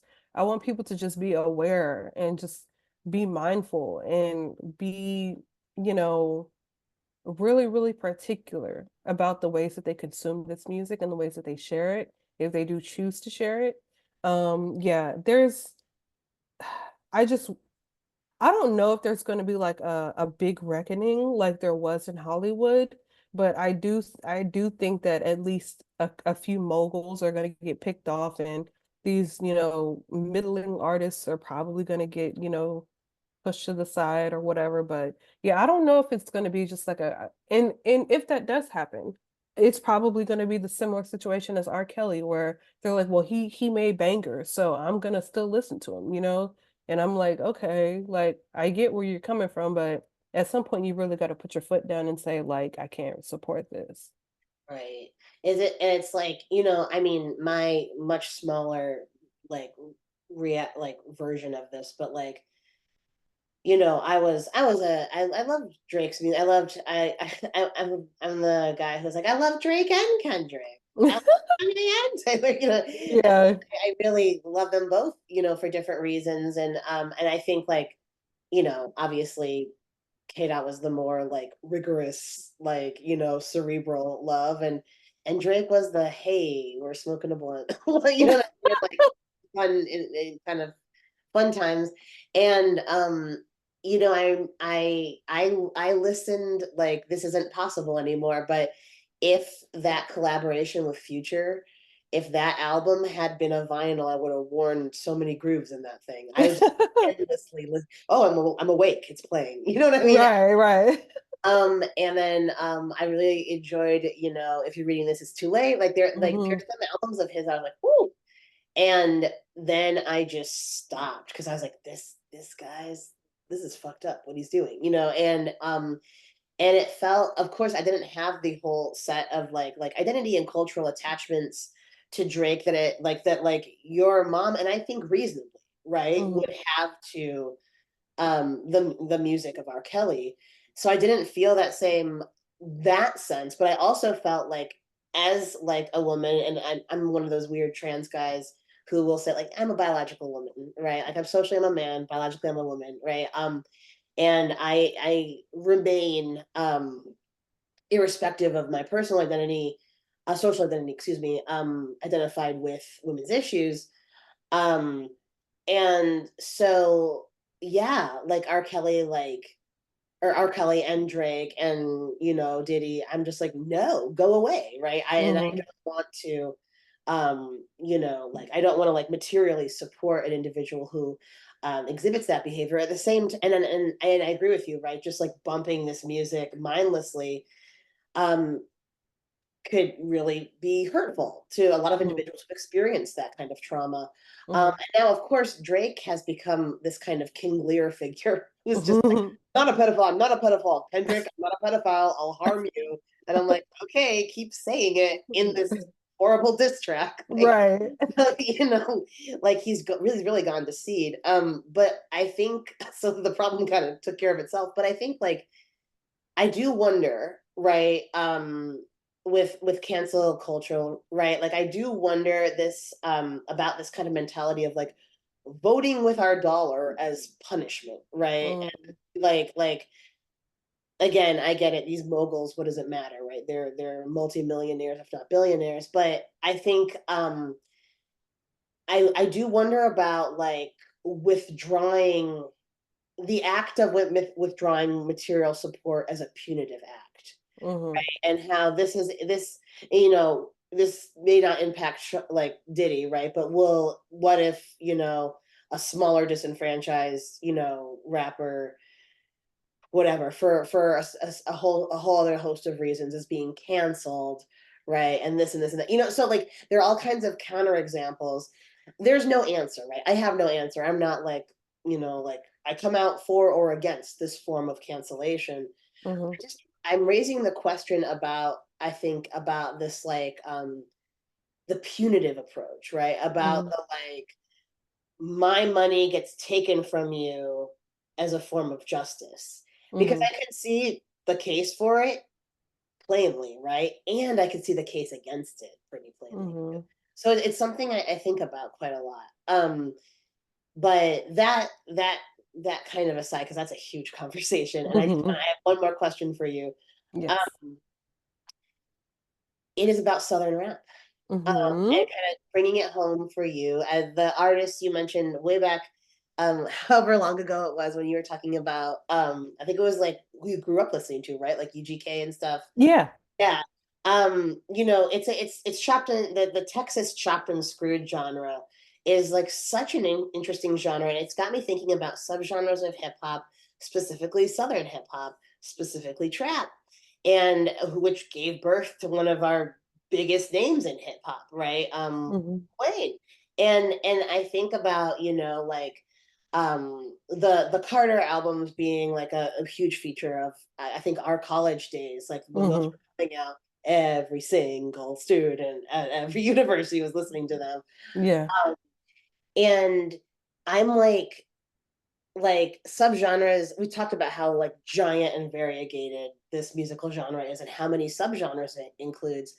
I've just named two, like, and I'm wondering if you could, as a Southerner, speak to some of your favorite like members of those subgenres or other subgenres of Southern rap in particular, and then just kind of like what Southern rap means to you, right? Because it really is, everyone talks about the coasts, the coasts, the coast. hmm We get it. We've heard play. You know what I mean? I'm like, Jay-Z, like, I'm tired of you. Like, I don't want to Yeah. hear from you about New York anymore. Right. Um, but like, and and also like, I don't want to hear about this like dichotomy of just like California versus New York, or hmm LA versus New York rather. And so if you could talk about Southern rap in particular, because I just think it has such a rich and interesting history. And then we don't Yeah. talk about it enough. I agree. Yeah, this is a great question. Yeah, like, well, number one, I have a UGK picture on my wall and have a DJ Screw picture on my wall. Oh, really? So yeah, and then I have a couple other pictures, but yeah, so I mean, again, my mom was a huge fan. She loved Pimp C and UGK particularly, and she loved Scarface and the Ghetto Boys. She said if either of them ever came up to the door and said, "Run away with me," she would leave us. So she was obsessed with them. Um, Mom sounds great. She she sounds was like it was she was great. so funny. She was Yeah. so funny. But yeah, so I like Southern hip hop is literally like at my foundation. It is who I am like through and through. And other than UGK and the Ghetto Boys, I also love, man, like Juvenile and I love there's so many artists. I'm like blanking right now because I'm like I want to say everybody, but it's like, I love Master P and No Limit, I love who Outcast. Yeah, I'm wearing an Outcast shirt. So it's like it's like there are so many art, right, yeah. there are so many artists that are just like so representative of Southern hip hop. And I really I just want to I don't know. I feel like Southern hip hop doesn't obviously it doesn't get the credit that it deserves, especially as a subgenre that has been dominant for like the past 20 to 30 years, and hip hop is 50 years old. So, like if we say that 25 years of hip hop has been dominated by Southern hip hop, like we're saying that it should be credited as such. And we should be, talking about it with reverence and with respect as we do with East Coast and West Coast rap. But that's still not the case because people assume that if you're from the South, you're slow and you're dumb and you don't have anything real to say. You don't have a perspective about, Brooklyn or whatever. So it's like we don't respect your perspective. But like there's so much richness in Southern hip hop. Like just thinking about the songs where I remember listening to like True, which is like a spinoff of Master P's No Limit label. I'm thinking about they have a song called Smoking Green, and like it's about like riding deep in a car with like your homies and just like experiencing life together. And that's like we weren't smoking obviously, but my mom, my sister, my brother, and myself, like we would just like ride in the car out in the country like for hours and just listen to music. So it's like that, like when artists are representative of that era of my life, I'm like, yes, I'm obsessed. And that's why I love Isaiah Rashad, from TDE where Kendrick used to be. Isaiah's from Chattanooga, Tennessee, and his first album, Sylvia Demo, he just did a tour where he came through San Antonio, but I missed him, but it's okay. I hope I can forgive myself. But yeah, he's really interesting because he started out very, very not aggressive, but he started out like with an intense delivery. Like he was just like he sounded like he had so much to say and he had no time to say it. And then as his albums progressed, like The Sun's Tirade, and then he came out with The House is Burning a couple of years ago, he just sounds so relaxed and like you can barely understand what he's saying. And it's like, but I like me and my sister wore that album out. Like we rode everywhere to it. We like got ready to it. We listened to it while we cooked.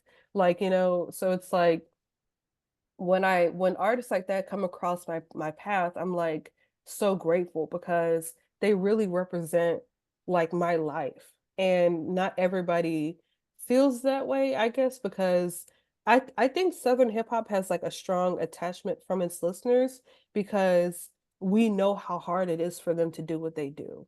And we know how difficult it is for them to be recognized.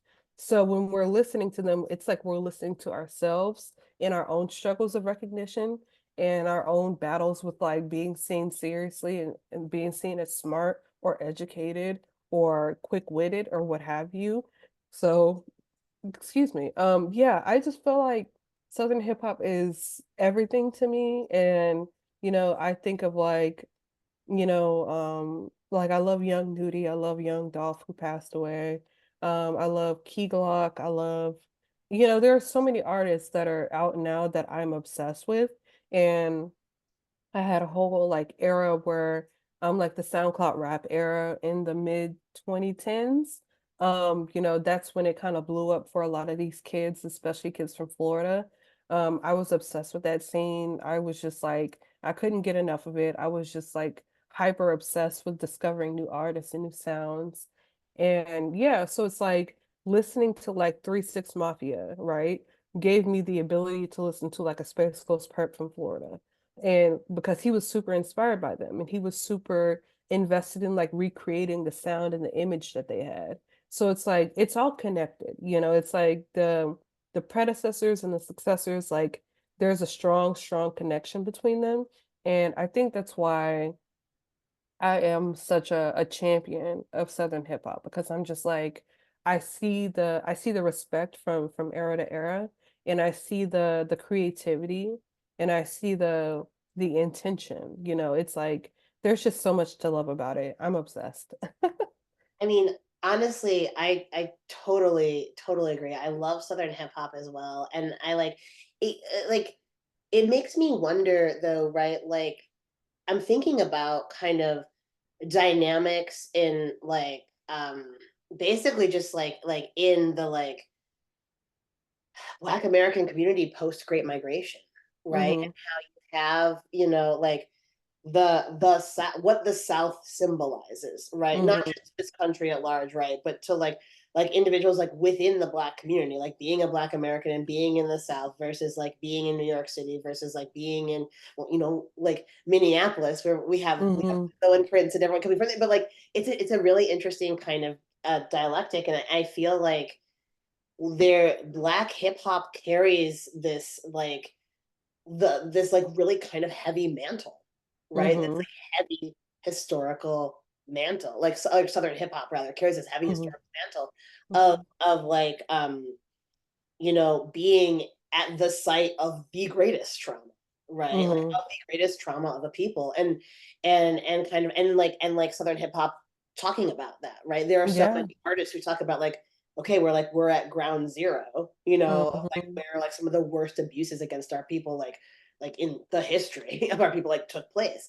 And so Mm-hmm. it's so interesting to kind of, I don't know, like see when you have artists again like Lil Wayne who broke out in the way he broke out, who Mm-hmm. became just like synonymous. Well, Lil Wayne is so interesting, right? Because like he just became synonymous with hip hop, right? Yeah. Generation of like of just like I'm just like random like from the Chicago suburbs white college student, and I'm like this guy, whoa. But then also like the way, if we're talking about epigenetic trauma and we're talking about like energetically, historically, like what's going on for this guy, what happened to Lil Wayne, right? Mm-hmm. Like the way that so many of these like major hip hop artists um who experienced massive material success, both Biggie and Pac, Lil Wayne, all still getting caught up, right, in the carceral system, still getting caught up in these like massive sort of like signatures of trauma carried over Mm-hmm. from generation to generation. And then people just kind of like watching it happen, and it has always been so wild to me. Of course, I would be remiss not to bring up the fact that the South gave us two sisters who pretty much crushed the game and shaped the game and crushed it and shaped it over and over. Mm-hmm. Solange, who you wrote a really beautiful essay on A Seat at the Table, and of course, Beyonce Knowles Carter. Right. My God, we could have a whole nother episode of this where we talk just about Cowboy Carter because that album is like rocking my world. Um, but to close us out, Kiana, I'm wondering if you could actually go ahead and speak a little bit about A Seat at the Table and what that album means for you. It kind of ties together all the themes we've been talking about for this Mm-hmm. past however many hours. And it also, she is a Southern artist. She's and she speaks to those themes. Both she and Beyonce speak to themes of like I'm thinking particularly of the Black Cowboys, right? Like, and how Mm-hmm. like they have used their music to change perception of the South and also remind us of the traumas of like being in the South and the joys and wonder of being in the South. Yeah. So yeah, that's my final question for you, and then I'll Sure. let you go. Yeah, a seat at the table is really special. It's so interesting because I didn't get an opportunity to like really appreciate everybody's obsession with it when it came out because I was going through my first manic episode and I was just like obsessed with it for my own reasons. I was like, she's speaking to me, she's raising me, she's like giving me an opportunity to like rise above and like be this new reformed being. So that's what I was getting out of it. But everybody else was just like, whoa, like this came at the right time.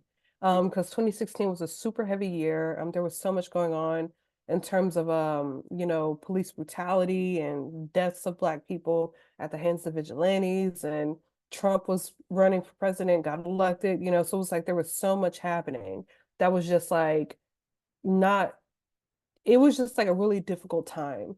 And she dropped that album on September 30th, I think, if I'm not mistaken. I have that picture. Yeah, it's September 30th. And it was just like, I talk often about music being like a balm or a salve for like, the things that we're going through in life. And that album is absolutely that. Um, it is just such a remarkable piece of work. I was just listening to one of the songs from it yesterday, Mad with Lil Wayne. And I was like, yo, like I was crying. I was like, man, this is crazy. Like, it came out in 2016, so almost 8 years ago, which is insane to think. But yeah, like that album always brings me to like tears, and I'm always in my emotions because not only of what I went through, but because of what it represents for so many people, which is like this like confessional reclamation of like the Black experience and like feeling like I have to like, and if I could speak for Solange, it would be to say that, she knew that we were hurting, she knew that like she could bring peace to people through an album that she was also creating for herself and her own family. And I think that's the beautiful part about it is like this piece of work isn't just about her. It's about everybody. It's about healing everybody. And that's what it was, like I think I get emotional when I hear it because it reminds me of a really, really hard time, but it's also really powerful, and it's also just like a testament to overcoming. And I think that that album is really just one of the most special pieces of art that has been produced in a really long time. I think, when it turns 10 years old, it should be celebrated like, a Beatles album is celebrated or whatever. I think that it did a lot for a lot of people, especially people in the Black community, but even with on the outside of that community, the album really stood in as just like a meditative, really, really intentional piece of work that interrogates why we're going through what we're going through. Sorry, I had to put the mute on because there was a lot of vacuuming happening upstairs. It's so loud. But I mean, beautifully said. And I think that like if I had to, this album, I mean, along with Lemonade, right, where Hmm. it felt like statements, not just of like elucidations of this is what's going on, like for Black folks in America right now, right? And this is an urgent moment, right? They came out Hmm. years apart, but like both moments felt like equally as urgent. Hmm. But also just like statements of like what it is like to be a Black woman, be embodied as a Black woman, and statements of like this is what misogynoir is like, right? And like this is the experience of like having this happen to you. I think I love this album as well. I've always been so just like haunted by Cranes in the Sky. Hmm. That particular track, I think that's her fifth track. No, it's her fourth track. The fifth is it's an interlude. But yeah, and then it's right before the Lil Wayne collab. So it's Yeah. like it is just a stunner of a I don't know, just a stunner of a musical work. And Yeah. fire alarm. Like, I am so glad to have been able to speak to you today, Kiana. This was awesome. You do have to go, and I'm keeping you over time. I'm gonna pause the recording, and then I'll say goodbye. But just for the recording's sake, this was Kiana Fitzgerald. Thank you so much, Kiana. A round of applause for you, my dear. And Thank you. I had such a yes, good time. everyone, you should get Ode to Hip Hop and check out her really great essays on mental health and music. Goodbye. Bye.